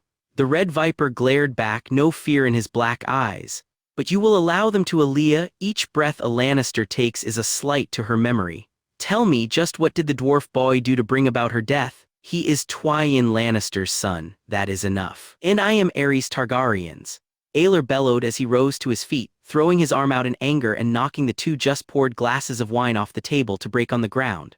Oberyn rose as well, the two deadly men staring each other down. The Prince of the Iron THRNE drew and tossed his dagger on the table in front of the Prince of Dorne. If sons are guilty of the sins of their parents, then I killed the Darklands and Hollards and the fucking Starks. Drive that dagger through my heart to atone for them, then turn it on yourself to atone for your own. Oberyn looked every bit the coiled snake ready to strike. And what are my family's sins? Aelor knew it was a low blow even as he delivered it, but Oberyn had thrown off all bets. Your family betrothed Aelia to the heir to a mad dynasty to increase their own prestige. If it weren't for you, why, Aelia would never have been in the middle of all of this anyway. And if she weren't, maybe she'd still be alive. A black rage crossed Oberyn's face, and for a moment Aelor was sure he was going to grab the dagger and slit Aelor's throat. The dragon of Duskendale readied himself for it, slipping into that mindset of battle without another thought of it being his friend he was facing. For the first and likely only time in their lives, Oberyn had the cooler head. With a bellowed curse, the Prince of Dorne turned and stalked out, fists clenched. Aelor glared after him as his body slowly relaxed. With another muffled expletive of his own, he slumped back into his chair, staring down sightlessly and gripping his brow. That was quite the falling out. Aelor's head snapped up, though he knew who owned the voice before he laid eyes on her. Alysanne Lefford stood in the flap of the tent, garbed in a dress of the blue and gold of her house sigil that complemented her sun-tanned skin. Aelor grunted before returning to his previous position. You always seem to catch me at my lowest moments. He could hear the swish of her dress as the heir to the Golden Tooth entered the tent unprompted. You certainly seem to have a lot of them. The dragon of Duskendale snorted out a chuckle and leaned back, eyeing her as she approached. What are you still doing here, Alysanne? She circled around behind him, the sound of glasses clinking and wine pouring. Officially or unofficially, both. Well, officially I am here to continuously care for my father. A glass appeared in front of his face, one Aelor took. Alysanne filled the seat Oberyn had just vacated, a glass in her own. Unofficially I am here to continuously try to woo you. Aelor cracked a smile at her terms. The lady wooing the prince, that's quite the deviation from the norm. Alysanne smirked back and shrugged. You shouldn't be too surprised, you'll have every unwed lady and half the married ones after you now. Targaryen Prince, Lord of Duskendale, Hand of the King, and Regent of the Iron Throne. Yes, you're quite the pursuit indeed. The family that marries their daughter to you will be by default very influential. Her grin widened, but you know that, of course. Aelor returned the smile. And so does your father, and so does my father. They sipped their wine in silence for a moment before the prince spoke. What do you think of it all? Alysanne cocked her brow in surprise. Me, you, how would I know anything about this, your grace? You probably wouldn't. But seeing as I don't know anything either, I'm willing to listen to just about anyone. She glowered at him. Flattering. The heir to the Golden Tooth leaned back slightly in her chair, wrinkling her nose in thought. What was your plan before you actually had Tywin? Aelor chuckled without humor. I had planned on killing every living Lannister and burning their bodies to ashes like I did Lannisport. After that, I didn't have a plan. The Westerlands could have turned into a massive power maelstrom with nobles cutting each other's throats in an attempt to pick up the scraps, and I wouldn't have cared. Her dark eyes appraised him intelligently. But now you do care. The dragon of Duskendale nodded slightly and took another sip of his wine. Yes, now I do. Is there a particular reason why? When the Hand of the King cocked an eyebrow at her, Alysanne elaborated. When I cared for you after Lannisport. You made it clear that you didn't give a whit about burning the city. Has that changed? No. Then what has? You could wipe out the Lannisters and be seen by many as just in doing so. Those weeks ago at the Tooth, that is all you wanted. Why don't you want it now? Aelor regarded her for a long moment. Is this coming from the woman who is ordered to seduce me? From the woman who used to swear fealty to the Lannisters? Or from the woman who is heir to the house, who by loyalty to the crown is the most likely to inherit all the Lannisters lose? Alysanne held his eyes. I like to think it is coming from a friend. Aelor smiled lightly at the comment before sitting back in his chair. I could use one of those. He gestured towards the opening Oberyn had stormed out of. I seem to be losing the ones I have at a rather appallingly fast rate. Oh, I wouldn't worry about your Dornishman friend. His partner Elaria and I have had quite a few chances to speak as the only two noblewomen in the camp. She says you both have massive tempers and are equally capable of foolhardiness, but that your friendship isn't the temporary kind. You heard the last thing I said. It wasn't very princely of me. nor was what he said to you beforehand. Your tempers will cool, your minds will clear, and in a few days all will be well. You are a very optimistic woman. One of us has to be Prince Aelor. She adjusted in her seat. Back to my point, what has changed that has got you so flummoxed? Were you listening in on the council? He waved her away almost as soon as he said it. No, don't tell me. Bright Smile and a few of the other lords were right. The Westlanders follow the Lannister because that is all they have ever done, and I cannot change that, so killing the rest of them, justified or not, is out of the question. That being said, I wiped out 9/10 of the two main Lannister lines and most if not all of the cadet branches when I burned Lannisport, which will obviously lead to derision from future Lannister rulers. And that is the next problem. Tywin must die. Jaime most likely will too, and the second son is a dwarf. Alysanne cocked her head to the side. You don't strike me as the type to mind that sort of thing. Aelor shrugged. I'm not, but I doubt the same can be said for the lords who will have to swear fealty to him. Have you talked to Targaryen? The dragon of Duskendale hesitated a moment. No, Aelor had a valid point, dwarf or no, his mind is brilliant, and his body stunted. Nobles are full of pride, myself included, but if he makes them prosper they can forgive almost anything, and Targaryen will. Aelor raised an eyebrow at her. How do you know so much about this boy Tywin kept hidden? Alysanne rolled her eyes. I've said it before, my father's ambition is unrivaled. He loves me, don't you doubt it, but my role is to marry advantageously. When Jaime Lannister joined the Kingsguard, it made Tyrion heir to Casterly Rock whether Tywin wanted it or not. My father aimed for me to be the lady. Until the war and you came along, that is. Lord Leo is certainly a character, it seems. Alysanne ignored his last comment. Tyrion seemed in desperate need of a friend. After he realized I wasn't there to make fun of him, he told me quite a bit. She met his eyes and held them, including how Tywin always hated him and considered him a blight on the Lannister name. I understand you hate the Lion of Lannister, whatever your recent revelations that have calmed you down, recent argument with the attractive Dornishman notwithstanding. What better way to get the last laugh over him than put his legacy into the hands of the very man he never wanted it to go to? Alysanne leaned back and shrugged, eyes twinkling. Aelor stared at her for a long moment, and then he couldn't help but smile. The lords dutifully awaited him the next morning, and Aelor wasted precisely no time on pleasantries. My decisions have been made. First will be Cersei Lannister. An innocent in all of this nonsense, no matter how foul her mouth may be. Several of you have asked for her hand in marriage as rewards for good service, and you shall have rewards for loyalty in the future. Cersei, however, shall marry someone who didn't ask for her. He turned to look at one of his most loyal supporters, seated with his bad leg laid out in front of him. Lord Elwood Hart died valiantly during the Battle of the Trident, and with him died House Hart. As Lord of Duskendale, his lordship reverts to me to grant as I please. Cersei shall marry its new lord, a utterly loyal man whom I know will never try and press her claim. Starting another war when the Westerlands certainly doesn't need one. Sir, now Lord Alaric Langward. The shaggy-haired youth nodded, having been forewarned by Aelor the night before, face white with apprehension but willing to do damn near anything Aelor Targaryen asked. Several lords who had requested Cersei's hand scowled, but none opened their mouth in protest, a prudent move on their part. Aelor searched the crowd for a familiar face, nodding when he found it. Prince Oberyn. The Dornishman had come to the council willingly after Manfred delivered the request, something Aelor hadn't been sure the Prince of Dorne would do. Even so, he met Aelor's eyes with a glare. Elia was your sister long before she was queen. Tywin lost all rights to an honorable death the moment he attacked a city under the guise of friendship, and buried them further when he killed the woman we both cared very much for. The Red Viper perked up slightly at what the Dragon of Duskendale was saying, though his anger had yet to leave his eyes. As such, I'm giving Tywin Lannister to you. You have a week to kill him, and then you will present his head to me to mount on a spike of Meager's holdfast. There were a few grumblings from the other lords, chief among them Lord Arryn, but Aelor ignored them.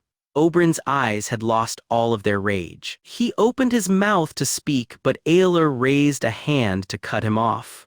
Don't thank me yet. Neither Jaime Lannister nor Tyrion Lannister shall die. Outrage tore through the advisors, mainly at Jaime's apparent lack of punishment. Aelor shot to his feet, slamming a hand on the table to cut them off, though he felt none of the anger the move implied. Enough, my lords, hear me out. He slowly retook his seat. I had a conversation with Tywin Lannister last night, as well as Sir Manfred Dark of the Kingsguard, who interrogated the men who carried out Elia Mardell's murder. They both told me the same thing. Jaime didn't kill Elia. He didn't stop his father's men from doing it, no, but how could he? He was in the black cells for killing the king, and that was his only hope for escape in addition to being commanded to flee by his father. Aelor relaxed back in his seat. He broke his Kingsguard vows, it is true, but in doing so he saved King's Landing and all the innocents in it from the very wildfire that destroyed Lannisport. My father wasn't a good king, we all know it. While Jaime disgraced his honor as a Kingsguard, he didn't disgrace his honor as a knight, he protected the innocent. As such, he will be sentenced to take the wall, where he will serve out the rest of his life, as long or as short as it may be, as a sworn member of the Night's Watch. That is my decision. The silence that followed had no small amount of disapproval, but Aelor's violet eyes dared anyone to argue. None did. Jon Arryn spoke next. Eyes clearly approving of Aelor's decision. And Tyrion. Aelor readied himself for the next wave of outrage. Tyrion is innocent of both his father's and brother's sins. Dwarf or not, he is the heir to Casterly Rock and the Lord Paramountcy of the Westerlands. He shall retain it. Old Lord Sumner Crakehall, big, brawny, and strong despite his age, scoffed louder than the others. He is a child and a dwarf to boot.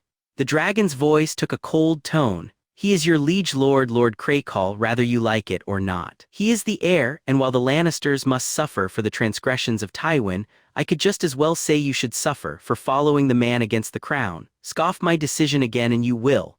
Crakehall grudgingly shut his mouth and Aelor continued. The Lannisters have already been punished heavily. 90% of their line died in the lighting of the lions, and Lannisport's once great incomes are gone. Furthermore, 7/10 of the gold in Casterly Rock shall be seized by the crown, to help pay for the resettling of the small folk displaced by the lighting. All loot seized by the Ironborn during the war shall be by rights theirs. And you, my Westerlander lords, will follow Tyrion Lannister as your liege lord, or there shall be more Lannisports in the future. There were no more scoffs. Aelor looked back to Lord Leo Lefford, who was keeping his face carefully blank. Lord Leo. Many, and likely you among them, were expecting me to revoke the Lord Paramountcy and grant it to you for being the only Westlander house to remain loyal when no others dared, even if the reason you did was sheer practicality. While that clearly will not be the case, I do not forget my friends. Loyalty to the crown will always be rewarded. Aelor smirked slightly. Your ambition, however annoying, has worked. I'm going to marry your daughter.